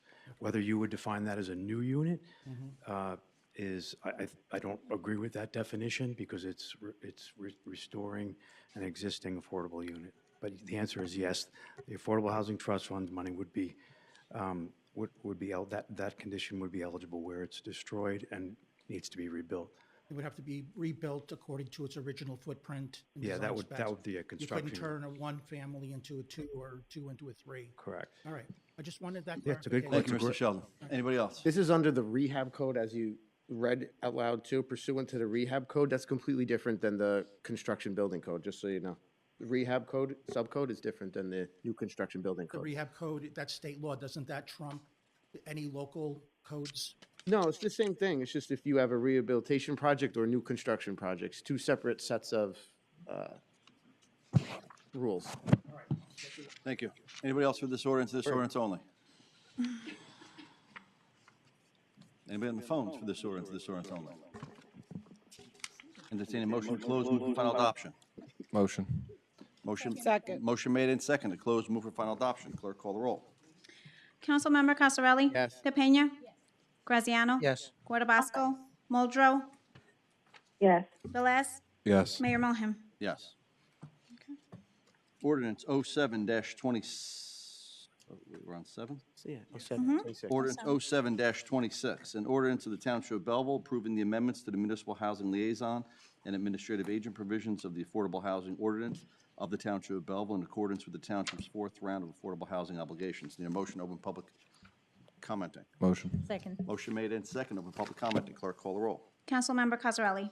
Yes. DePena? Yes. Graziano? Yes. Guardabasco? Yes. Muldrow? Yes. Velez? Yes. Mayor Melham? Yes. Now open for public commenting on this ordinance only. Anybody on the phones? Good. Entertain a motion to close, move for final adoption. So moved. Second. Motion made and second to close, move for final adoption. Clerk, call the roll. Councilmember Cosarelli? Yes. DePena? Yes. Graziano? Yes. Guardabasco? Yes. Muldrow? Yes. Velez? Yes. Mayor Melham? Yes. Ordinance 08-26, an ordinance of the Township of Belleville implementing a rehabilitation program in accordance with the township's fourth round of affordable housing obligations. Need a motion to open public commenting. Motion. Second. Motion made and second, open public commenting. Clerk, call the roll. Councilmember Cosarelli? Yes. DePena? Yes. Graziano? Yes. Guardabasco? Yes. Muldrow? Yes. Velez? Yes. Mayor Melham? Yes. We're now open for public commenting on this ordinance and this ordinance only. Question about this particular ordinance, please come on up and state your name and address for the record.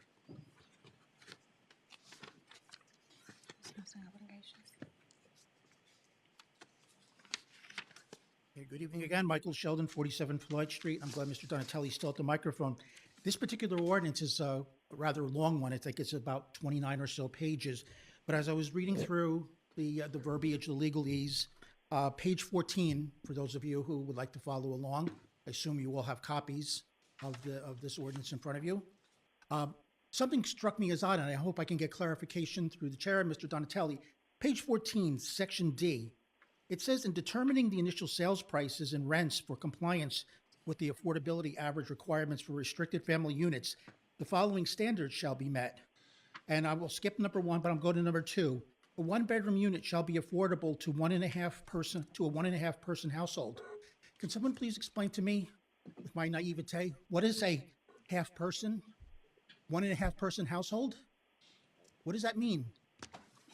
It's based on affordability. Dean, you could tell. Yeah, I mean, there, It's based on a number, so it's Average. based on an affordability number. About, Go ahead, Dean, I'll let you. yeah, it's difficult to categorize each affordability classification because you have kind of a couple of variables. One is the family size, which relates to income, and the other one is the bedroom size, which relates obviously to the physical number of bedrooms. So if you have one income earner versus 2 income earners versus 3, they take the average of what that area median income is, and you come up with a number, as Mr. Martino said.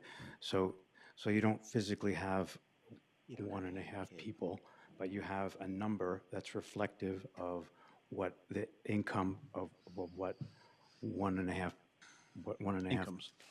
incomes. Thank you, Steve.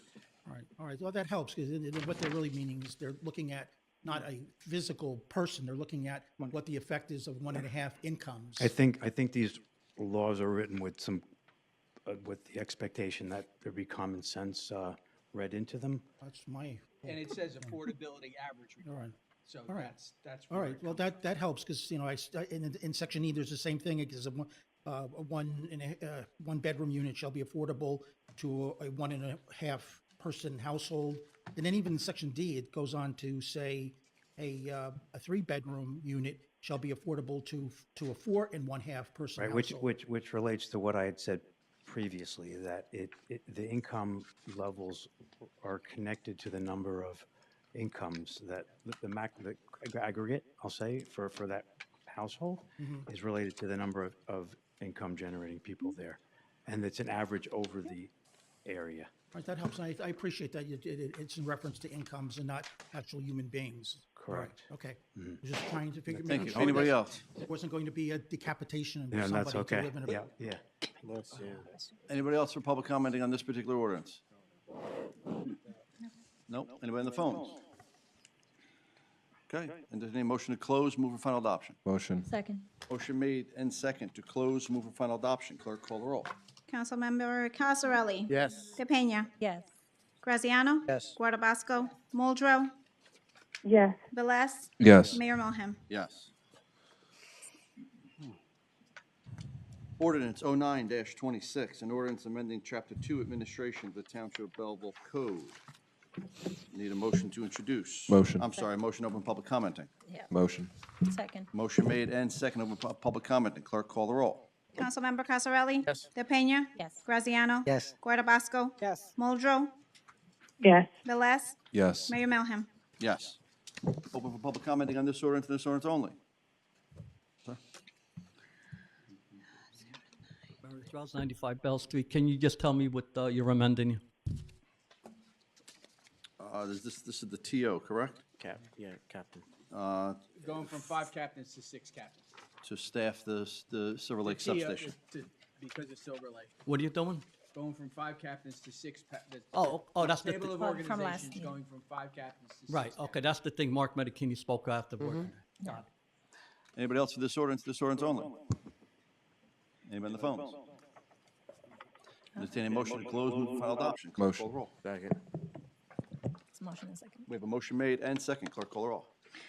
Councilmember Cosarelli? Yes. DePena? Yes. Graziano? Yes. Guardabasco? Yes. Muldrow?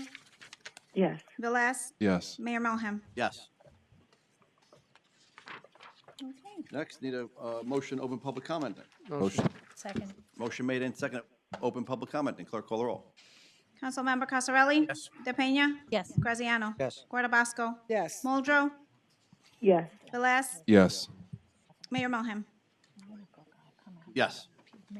We're now open for public commenting. If you have a comment for the public, just raise your hand. I'll call you. Please come on forward. State your name and address for the record. Sir? Why is it our fault? Gary Hinton, 307 Fairway Avenue. First of all, I'd like to thank Bobby for the good work they did in the snow plowing. You got one question on that. Everybody throws the snow back into the street. Is there any way that the town trust when ride down could plow it back out of the way? They do. Yeah, they're making a hell of a mess. Yeah.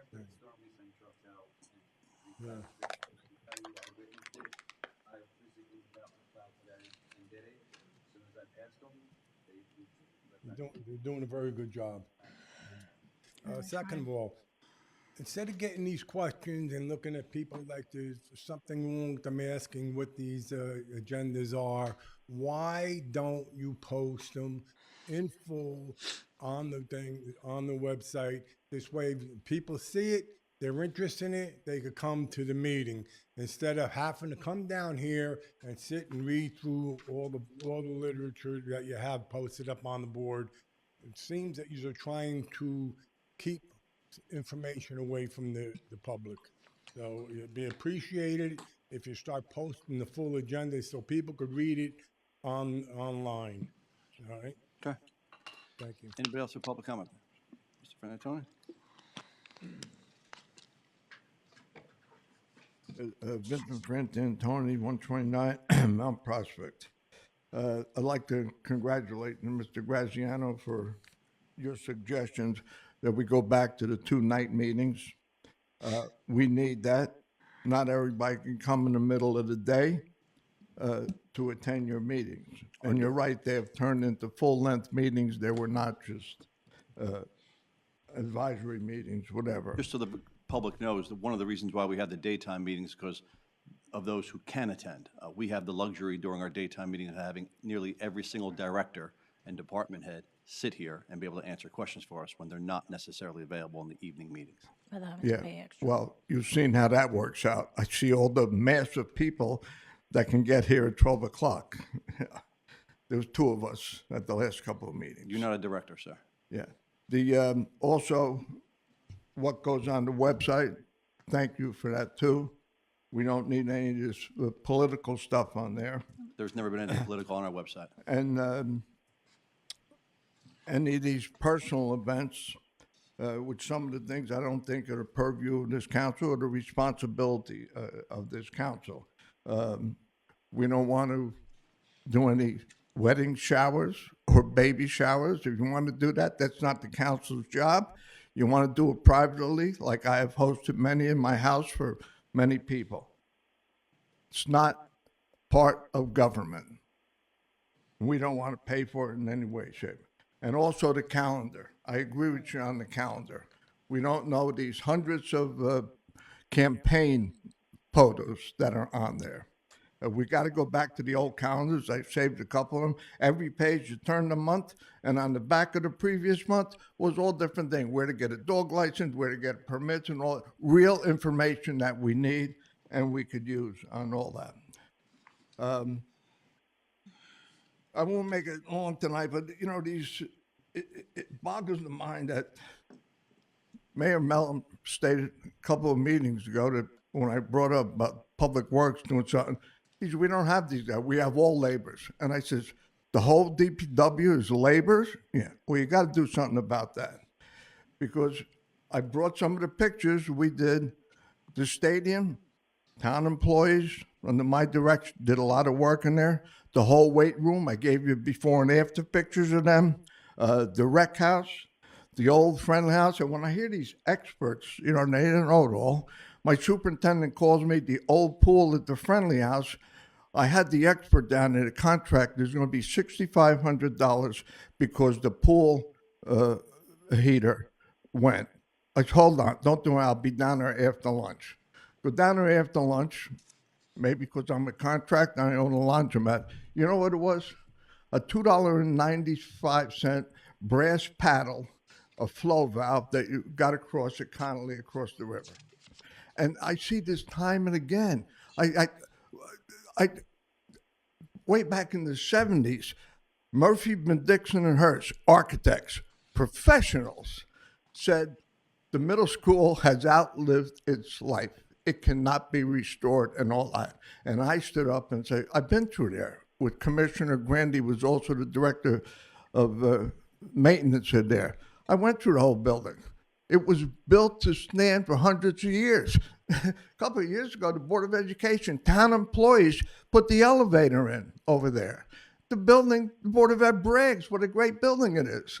That was 50 years ago. So I'm tired of these experts. $10 million for repair at the stadium. And he, you know, fairly says, well, it's not in really bad shape. You know, he didn't have. The other thing about knocking it down, which architects testified before I was in office when they want, the stadium is not only a stadium, it also holds up Knowlton Street. Mm-hmm. So it's a massive project to get rid of that stuff there, you know. And it's a fantastic stadium. I got a call, I was on vacation when I was in office. A Hollywood company wanted to use the stadium to do a Rolaids commercial. They said it is one of the best vintage stadiums they had ever seen. I do need you to wrap up, Mr. Frantantoni. Yes. This $10 million is ludicrous. You know, itemize the things you knew, town employees, put all the doors in there, the weight room and all that. And finally, Mayor Mellon, I and the other taxpayers, I'm tired of paying money for your lawsuits. Another $250,000 to pay for your lawsuut. That's not true. $125,000 for the other lawsuit. That's not years true either. ago. What's not true? Taxpayers are not paying for those lawsuits. Who's paying for them? Not my lawsuit. Who's paying for them? Insurance company pays for it. Who? The insurance company. And who's paying the premium on the insurance company? Pay for the premium. You don't pay the actual. You don't pay the actual payout. No. Something that you should understand, Mr. Frantantoni. But you have a bad rating, and do so not. our premiums go And it was up. actually the insurance. And who else is paying it was, for it? It was also the insurance company that made the financial decision to do that. The money that the taxpayers paid for, about $100,000, I would think that over 90% of that was money that was owed because of sick time and vacation time, actually. That's because me where the of town's your supposed to. incompetence That's not and true at all. bringing a wrongful accusation against that is the not even building close to being inspector. factual correct, Well, Mr. Frantantoni. everybody knows what it was. No, But, actually, we're- everybody up we're here tired that of voted paying. on that knows that I was actually removed from that lawsuit before it was settled. Yeah, well. Do you know that? Did you know that, Mr. Frantantoni, that I was removed from it? How Did- were did you you know? removed from it? Let one of the attorneys explain it. So who is responsible? Let's hear it. The township was sued. The mayor is always named in every single lawsuit. My name was actually removed from it prior to settlement, correct? Correct. And Thank you. The settlement agreement specifically states that there's no liability on behalf of the mayor, and he was dismissed from the lawsuit. Did you know that, Mr. Again, Frantantoni? look, I'm sure somebody here requested I a get that. copy of it anyway, so, you know. Well, the thing is, that's a lawyer's answer. that No, we it's hear written all into the too settlement. often. It's what you Right. don't want to hear. What- No, No, you don't want to hear what I have to say. It's written into Well, the settlement. Because then you're say- saying something, you know, the only time I get upset up here with you, Mr. Frantoni, is when you lie. And when you say What stuff did that I lie? aren't true. You tell me to said it lie. was because Don't of- call me a liar. You do it all the time. Now open your mouth and you tell me what I lied All the time. about. You lied by saying it was his responsibility. The documents say otherwise. And can I explain now The what you're talking wait, about? Did you say to me and to everybody up here that it was because of him? Did you say that? He said it was Yes. my lawsuit. Actually. Yes, you said that. So, and I just said, and you know that not to be true because somebody in this room requested it. So it's not him. You lied. You tried to misinform the entire public, everybody watching and everybody in this room. And as the attorney, I will not allow you to misrepresent things when we're up here. That's all I'm saying. I will not allow you to misrepresent things. It's the only time I speak when you talk is when you misrepresent things, and you do it all the time. And I will not allow you to tell me I'm wrong, because what happens, you state it in the agreement. So when there's agreement, when both sides want to continue with legal fees and all, there's that thing, they're not admitting responsibility. That's the clever legal word. I was actually It removed. doesn't There's a say. difference between that. I was The removed. agreement does says the township does not admit liability. There's a difference between not admitting liability and somebody being dismissed from it. After There's my a big difference. after my deposition, I was removed from the lawsuit. Well, you initiated. I didn't. You made initiate the initial complaint on the building inspector. Thank you. That silence, I agree with you. Okay. We're tired of paying for your. Okay, sure. Anybody else for public comment? Sir?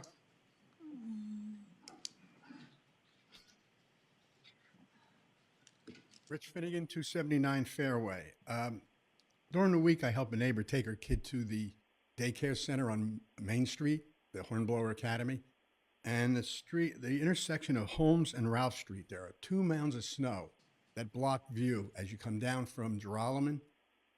You can't see people walking across, and I see women with their small kids and stuff peeking around these mounds. I'd like to see somebody get a truck down there with one of your bucket loaders and get rid of some of those mounds. Sure. And just so you know, sir, you don't have to wait for a monthly council meeting. Well, I just happened to Oh, okay. You put could it always down. email that in, and we'll Okay. quickly address it. Second thing I want to talk about, Frank was saying about no left turn coming out of Wendy's. Are you also going to forbid left turns coming out of the shopping center, Continental and Berkeley? Because it's the same hassle coming out of those streets. And if I do come out of Wendy's and go right, how do I get back the other direction? I've seen people poke out slow. I've seen people get fed up and floor it and almost see T-bone accidents. So you're going to have to stop left turns out of the mall. The other thing is the shopping center has an opening between the bank. There's that fence there. I've seen people cut into there, cut through the bank, then go to the traffic light, and then make their left. And there's barely enough room for a car to fit through. So Thank you. I just want you to think about that before you post sign, because that'll say you're discriminating against Wendy's, but not the other 2. And if you're going to Okay. leave the other ones open, I would leave Wendy's, go out the back parking lot, cut around, go past Walgreens, and then go out the driveway, which is about 60 feet from that driveway. So just keep that in mind, okay? Thank you, sir. Thank you, Appreciate it. everyone. Bobby, you got that for the, thank you. Ma'am?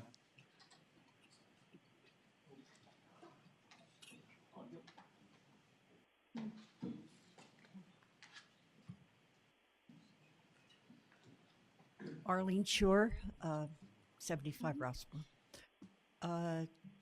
For your information, as of, you can check online, the Star Ledger no longer gave notice that because they have generally stopped publishing to begin with, but as of the end of December this year, they are no longer publishing any public meetings at all. More, yep. So it's the Board of Ed too makes the same as part of the pub. Of course, it used to be a major publisher, so it's published in. But you have to find another site. We have. The clerk's office has already done that. Okay. As far as in relationship to the Wendy's and making a right, I can understand that because the mall, which is right on the other side of the barrier from Wendy's, and the other driveway, which is closer to Geralman and the Dunkin' Donuts across the street. I've seen cars come out of the first driveway that you would enter into that mall, and it's a two-way. They're making as well. There's people make lefts there when a person coming through that intersection, there isn't much distance between that intersection, and it's so the thing is that why would you opt out of Wendy's? Because the other driveways as well are entrances and exits. So you need to take, there were questions years ago when the road was in effect narrowed. Remember when it used to be much broader about that? But besides that, we also have the vegetable mart that I happen to go to in the back and all. So there's a lot of traffic reconsiderations for the exits of that. And it is safer to only make a right because of the fact that there are pedestrians. And one person's inching forward on the left to make the left turn, where the person making the right can't visually see over the SUV that's on the left. The other thing that I'd like to bring up is that I think that DPW did the best they possibly could given the situation. And I think we need to recognize that we're not going to get perfection. In the area where I live, very, very few residents take the abuse of throwing the snow into the street. The only problem that we have is at 6 o'clock at night when I come home from church. There's no place to park because, unfortunately, many of our residences have been renting out their attics and their basements. So there's a real congestion population issue when we have a snowstorm, but it's not at the fault of DPW. And I'm glad to say I could see the pavement this morning, wonderful, and everything's dry. The other thing I'd like to bring up, because I read it, and I'm sure the rest of you did, is there's a town, is it off of Route 80, where there's a warehouse that's being converted into an ice holding facility. And our town,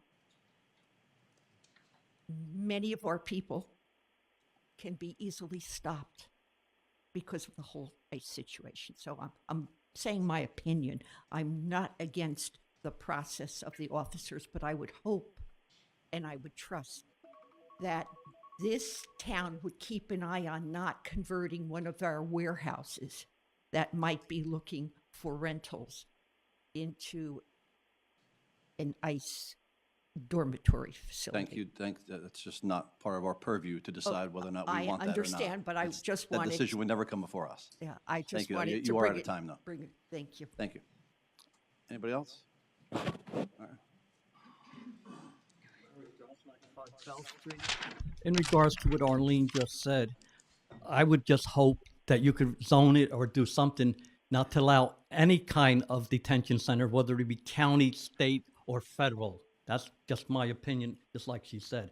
I don't think any of that should be put into this town. The meeting dates, as Mr. Graziano said, and I have to agree with him, that's the way it was forever till some years ago. Some people decided to change it. And my attitude has always been, if you don't like 2 meetings, resign. And I just want to know, what did I do to get my picture in the calendar? No idea. I guess that's why they're changing the I was policy. looking and I said, wait a minute, that's not me, is it? Now I know why we're Anyway. changing the policy. But going to resolution 99-206, after I sit down, you could explain. but I just found something interesting online. I'm not sure if I'm 100% right or wrong, but Probably wrong if you found it online. probably, but let's try 2024 New Jersey Revised Statutes, Title 48, Municipal and County Section. Compensation of members of governing body and chief executive office. And what it says here, that the governing body of each municipality shall determine salary, wages, or compensation is the key word of members of the governing body and mayor or other chief executive officers. So I'm just looking at this. This is telling me that if you receive any additional compensation, because salary is set by ordinance, but to get a vehicle, to use a vehicle, if I'm reading this correctly, that's the vehicle that the mayor is using should be set, that's a compensation. That should be set by ordinance by the council. So that's just my opinion. If you want it, is 48-9-165.1. If you want to look it up and give me an answer later on, but that's just my opinion. I think you don't have an ordinance to use that vehicle. And if you could just explain that thing that I just mentioned, which is the resolution 99-206. Well, I mean, what's going on there? Is there an increase in price or something? I don't know. Based on what I'm reading, can you explain? That's the contract for installing the gym floor, Frank? Yeah. 99-2026. There was the contractor the contractor that received the original award became ineligible as he was no longer a qualified public works contractor. He had not been paid yet. So the procedure is to find a substitute qualified contractor through the same co-op. That's exactly what we did. Isn't this work almost done? Yeah. Mm-hmm. But I'm confused. And we're paying somebody else? Correct. We have a substitute contractor. The same money, just to a different. To a different contract, to an eligible contractor through the same co-op. I don't remember the price being $191 though. The scoreboard's in there. Why? Well, we had the original flooring. Then there was the leveling for 40. Well, that was Is 41,000. the council going to ever make these decisions, Bri, or is it just? When was the scoreboard added? You had to prove that a couple of months ago. They picked that out. They picked out the scoreboard? Yeah. What was the spending? It was a $9,000 item. Recreation, and you guys did it. 9,000. Mhm. Not hundreds of thousands, but. No. The original contract was 41,000 plus the 130 some odd. This is the contract that, if everybody remembers, the work started before the council even authorized it. Correct. Okay. Is it going to go up again? Are we going to add more stuff to this next meeting after the work's done? No, there was only there was a couple of items that needed to be done in addition to the Wi-Fi that's going to handle the humidity controls for the flooring. And there was some repair work that was needed to be done by the roof, done to the roof that we didn't even receive a bill from. Okay. Anybody else for public comment? No, I'm sorry. You're next. Patricia Wells, 8th Beach Street.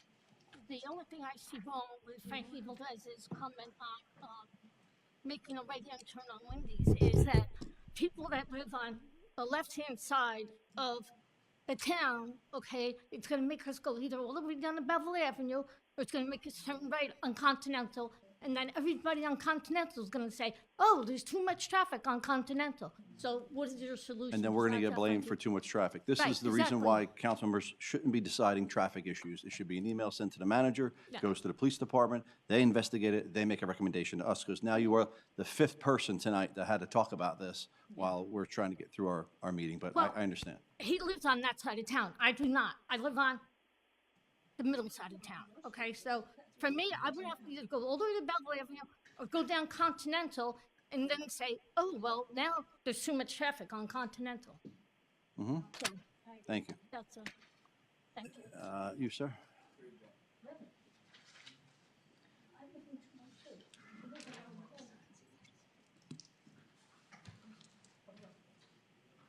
Good evening, council. I apologize, this is my first town council, so. Welcome. Sorry. I don't know, is this the only time for public comment? Yes. Okay. Your name and address, please? Rick Gambone. I'm in a neighboring town in Monmouth County, so a little further away from here. I work for Capital Supply. It's a local family-owned distributor of water service supplies, piping, valves, fire hydrants, fittings, things like that. I don't know if this is the right time to do this, but I'd like to protest Resolution 112-2026. It's a 2-year contract for pipes, valves, and fire hydrants. The contract was awarded without any notification of award or bid results. And I think tonight is like the resolution for it. So I just wanted to say something before it's resolved that we could 2026. analyze the bid results as the public. So that's your request to view the bidders list? Yeah. Okay. That's it. What do we, Well, you can make an Oprah request. okay. Oh, what was it? An Oprah request? Oprah? Okay. Bid, for the bid results? Yeah. Yeah. That form is right on our website. It's on the right-hand side. It's called an Oprah request. You fill it out online. It goes to the clerk's office. They're public records. It's a public You're record. entitled to see them. Yeah. Appreciate it. Thank you. Once the bid is complete. Yeah, it went out to bid in October or November, I think. So it was just finally, it's a 2-year contract and we're 2 months into it. So just wanted to figure out how it was awarded and things like that. Okay. Thank you. Thank you. Anybody else for public commenting?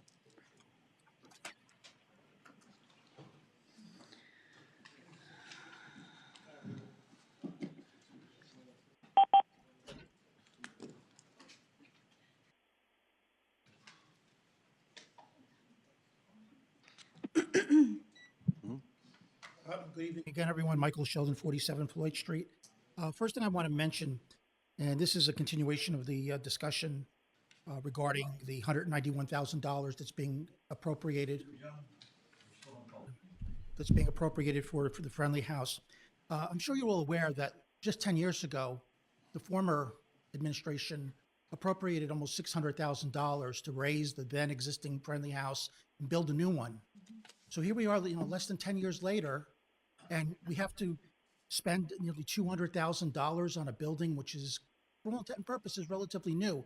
You, Mr. Mellon, to your credit, you recently made a big argument against the outrageous amount of money that was being used to put in a new kitchen at the senior building for, I think it was $130,000. But this seems to be even a greater So travesty. you missed that meeting when I also raised a huge objection, the fact that this work had started, contractors were in there working, and this council never approved the contract, nor did we approve payment. I actually voted against it once it That's came out. even more outrageous that that would be allowed to happen without the council's approval. But in any case, I just would hope that the council would make some more inquiries here about what's really going on here. Why is a building that's not even 10 years in operation?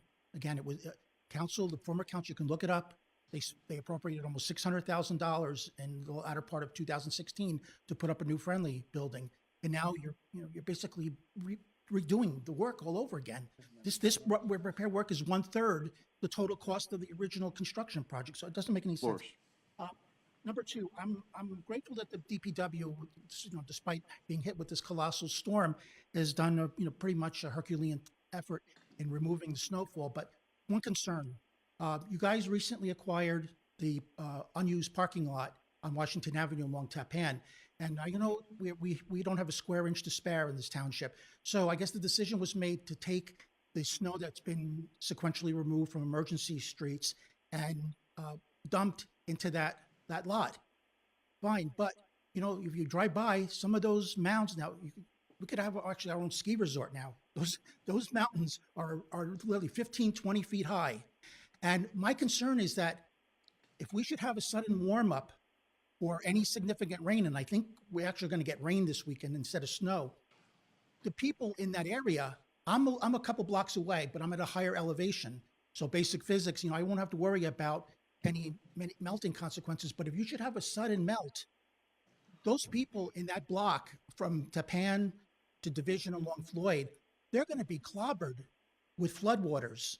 So I want you guys to be aware of this and be prepared if there should be a sudden warm-up or a significant rain, for the DPW to get in there and make sure that drains or whatever, if there are any drains in that lot, are open so that that water can be properly channeled and not into the basements and the businesses and nearby homes. Otherwise, you're gonna wind up with all sorts of litigation. So if you could look into that.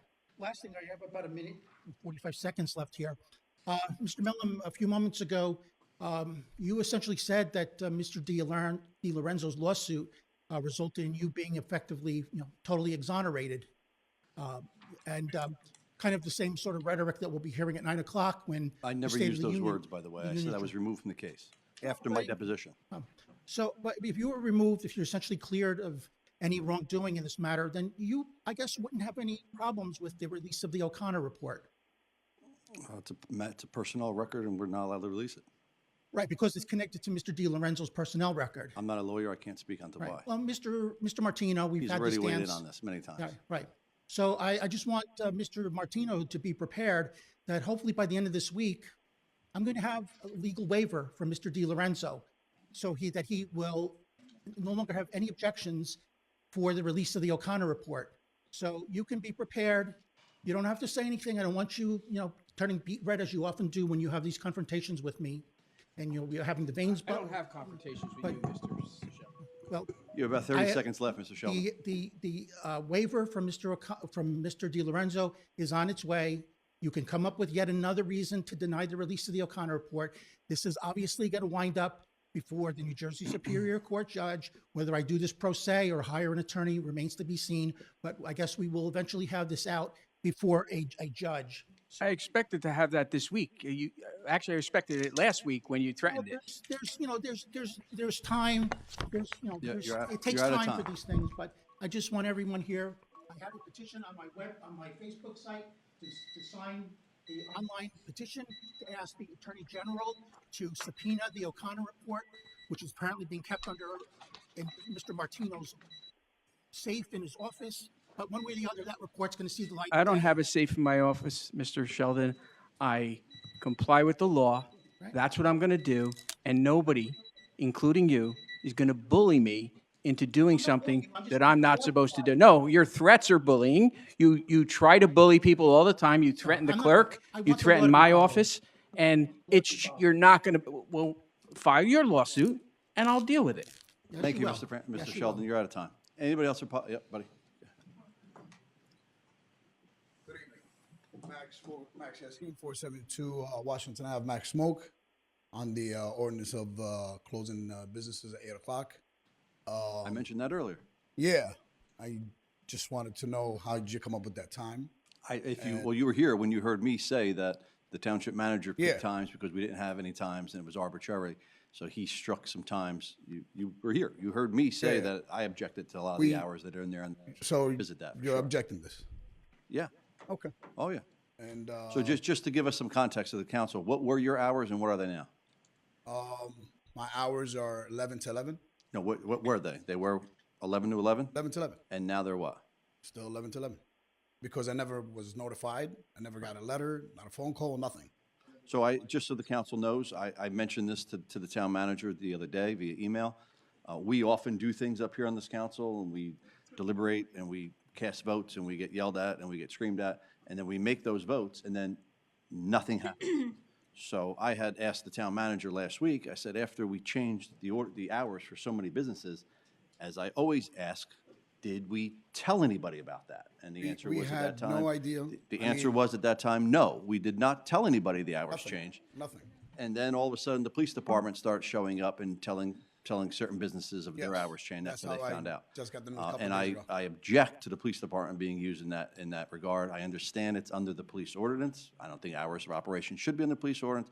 I don't think that we should be sending uniformed law enforcement officers into businesses telling you what your new hours are. Plus, some businesses don't mind it because they close already at 7 or 8. Our business, like 40, 50% of it, it's So, after 8 o'clock. Brian, under the new ordinance, what are his new hours? I think it closes at 8 p.m. Right, so now you just lost 3 hours a day. Is that Times. is that fair? So Like, that's- I don't believe it's fair, no. You know, this is 40% of my business. It's after Opening hours? 11. Well, we'll look at it. Yeah, Thank so, you. yeah, Appreciate that, yes. we have other industries, I mean, I think barber shops, liquor say stores. 10 o'clock. 8 o'clock is very extreme, you know? I would work, I work with the town with anything you guys want me to do, I'll do. You always have. Work with, yes. Thank you very much. Thank you. Thank you. Appreciate it. Oh, it's a smoke shop. That's a smoke shop. We only have, I think, 2 smoke shops in Belleville, right? And I know Two. one. Right. So 50% of them are here today. Anybody else in public commenting? Yeah, it's too hot here. I agree with you. I agree. Anybody on the phone for public commenting? I'll entertain a motion. to Hello, close. yes, can you hear me? Yes. I hear a little echo, but anyhow, my name is Christina Sanchez, and I actually was there present back in October for a town hall meeting in regards to the selective enforcement of commercial vehicles. I am over by 8 Karma Avenue, and I have been dealing with Brian Vanda and his team. I hear a very bad echo on my end. But anyhow, I am still dealing with commercial vehicles parked in their premises. I have sent numerous pictures, proof that they're still parking there. We have a resident that moved the vehicle from one place to another. My vehicle had no logos, had no commercial plates on it, had a tow boom that's used for personal use. In fact, we have been brought to court with my landlord because I'm a renter here, and it seems like there are some biases if I'm renting. And basically, the owner across the street was able to prove that he took his logos off, showed that he had the same as I do, plates that are not commercial, and they did not take him to court, where my landlord is threatened for $9,000 to have to be paid out, in which we have to go back to court in March. On October 29th, I sent yourself as well as the whole team that's sitting up there an email with all my documented proof showing that I have been going back and forth with the code department and their selective harassment to myself living here in the town of Belleville. So I'm sorry that I'm not there in person today because I happened to go on Facebook. I just started following this page and seeing that you guys were live, and someone sent me the number to call in. But to be quite frank with you, I think it's pretty disheartening that this is selective and that across the board, this process is not streamlined. And Mr. Banda is sitting there, and to be honest, I have numerous emails with him back and forth asking him for fairness. Okay. So, Mr. Banda's here. He heard your comments. I'm sure. That's not me echoing. Okay, so thank you for that. As you probably know from either your October attendance or even now, the council has no purview over construction code or the day-to-day operation of the town, or whether or not you feel you're being targeted. But that is I something can no that, longer hear you. I can't hear anything. okay, I don't. Friday. Anyhow, I will make it my business to attend to the next one live in person because again, I think that this is grounds for a lawsuit if I keep getting harassed by the town. Yeah, I mean, so we've been getting all of our complaints about the surrounding vehicles. Everybody that she's reporting, and Nick has told me he's investigating, well, some have received tickets as well, ones that are actually breaking the ordinance. I will go over with it again, but I cannot change the violations he has or anything that's going on in court. It is a court case. No, I'm not asking for a change in violation, but I have sent you and your team many proofs, and I have been asking you of this since June. And your team has done nothing but harass us. Based on the ordinance of 23-6112, the storage of commercial vehicles is prohibited if it's over half a ton. And it is clear that these vehicles that are parked there are over half a ton. So this is my point and purpose, that when I made a complaint to your team, my landlord received $9,000 in fines. And in fact, I went to court the last time, and because the prosecutor who was there was not the house prosecutor, they did not even want to hear our proof or stories, which I think is another part of ridiculousness. Because if you have proof to show that the vehicle is not commercial, you should be able to tell your side of the story, and that is not the case here in Belleville.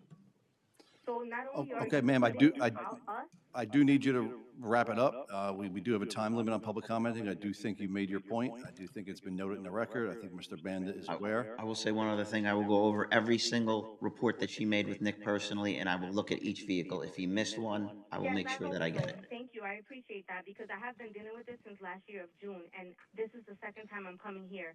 As I mentioned, I sent everyone an email of all my proof back Ma'am, you keep mentioning coming including here and yourself, sending us Mayor. emails. We are not the people that can fix this problem, so I'm glad that you're dealing with Mr. Banda directly, because it's in his I hear domain. that, but my point in being is that when that team is not performing compliantly, who do I report to? If he is not the person that I have to speak to because his team is not performing compliantly, then who does he report to? Okay. I don't agree with that. I think he is doing his job, but I will go back and make sure each one of them have been issued the way he said they were. Okay, Please thank you, ma'am. and email me that information. I appreciate it. Thank you. Okay, thank you. Whatever I'm allowed to. Anybody else on the phones? No? And, I can't have you back up again, Patty, sorry. Anybody, we're good. So, entertain a motion to close public comment. Second. Motion made and second to close public comment. Clerk, call the roll. Councilmember Cosarelli? DePena? Yes. Graziano? Guardabasco? Muldrow? Yes. Velez? Yes. Mayor Melham?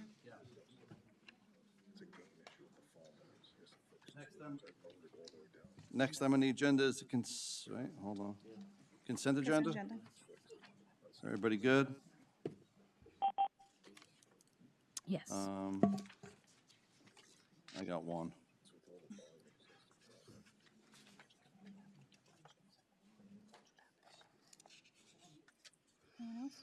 All right, I'm going to pull 111, 2026. No, not that one. Yeah, letters easier to. I can't find it now. Jack, where's the liquor license? That one is I got it. S. 98. Right. So entertain a motion to move the consent agenda with the exception of resolution S 98-2026. Second. Motion made and second. Clerk, call the roll. Councilmember Cosarelli? DePena? Yes. Graziano? Yes. Muldrow? Yes. Velez? Yes. Mayor Melham? Yes. Need a motion for, Second. motion made and second for S 98-2026. Clerk, call the roll. Councilmember Cosarelli? DePena? Yes. Graziano? Yes. Guardabasco? Muldrow? Yes. Velez? Yes. Mayor Melham? Take no part. Next item on the agenda, new business. Yes, I have some new business, Mayor. Okay. Yes, I'd just like to take the opportunity to invite our community to our community baby shower, which will be done on Sunday, March 8th. This is a very special event on International Women's Day from 2 to 5 p.m. This will be hosted in Bloomfield College, and this is a collaboration between our Senator Timberlake, who's having her 4th child, our Councilwoman Muldrow, who is having her only twins. Last time I said first set of twins. She's having her first baby, who happened to be twins, and we will be not only honoring them, but also celebrating the women on International Women's Day and providing essentials for all pregnant women. Councilwoman Guardabasco and myself are co-host of the event. This is open to everyone. It's absolutely free. It is open for all of our Belleville community, and we'll hope that any mother, anyone that's pregnant, anyone that has a child under 2 years old can come and join us for that day for essentials. Thank you. Sounds good. And I do believe that is a wonderful event. I really do. I think everybody should take part. Thank you. I should donate And something. also, I just we thought are about that. collecting, yes, donations for that. And just to set the record straight, this is at no cost to the town. Everything has been done through volunteers, and that's it. All right, we still have new business, though. We have Resolution 115-2026, a resolution for supplemental funding request from the State of New Jersey Department of Environmental Protection Green Acres Program. Need a motion for that. Motion. Second. We have a motion made and second. Clerk, call the roll. Councilmember Cosarelli? DePena? Yes. Graziano? Guardabasco? Yes. Muldrow? Yes. Velez? Yes. Mayor Melham? Yes. We are not done with our meeting yet, everybody. In a moment, I'm going to entertain a motion to go into executive session for the reason of contract negotiations for Essex Park. Once I do so, we do have to clear the room. We will not be taking any action while we're in executive session. When we come out of executive session, if you are still here, you could be invited back, but you will only hear us adjourn the meeting. No action will be taken after we come out of executive session. So if you want to go home, you can go home. Need a motion to go into executive session? Motion. Second. Motion made and second. Clerk, call the roll. Councilmember Cosarelli? DePena? Yes. Graziano? Portabasco? Yes. Muldrow? Yes. Velez? Yes. Mayor Melham? Yes. It is hot here. It is.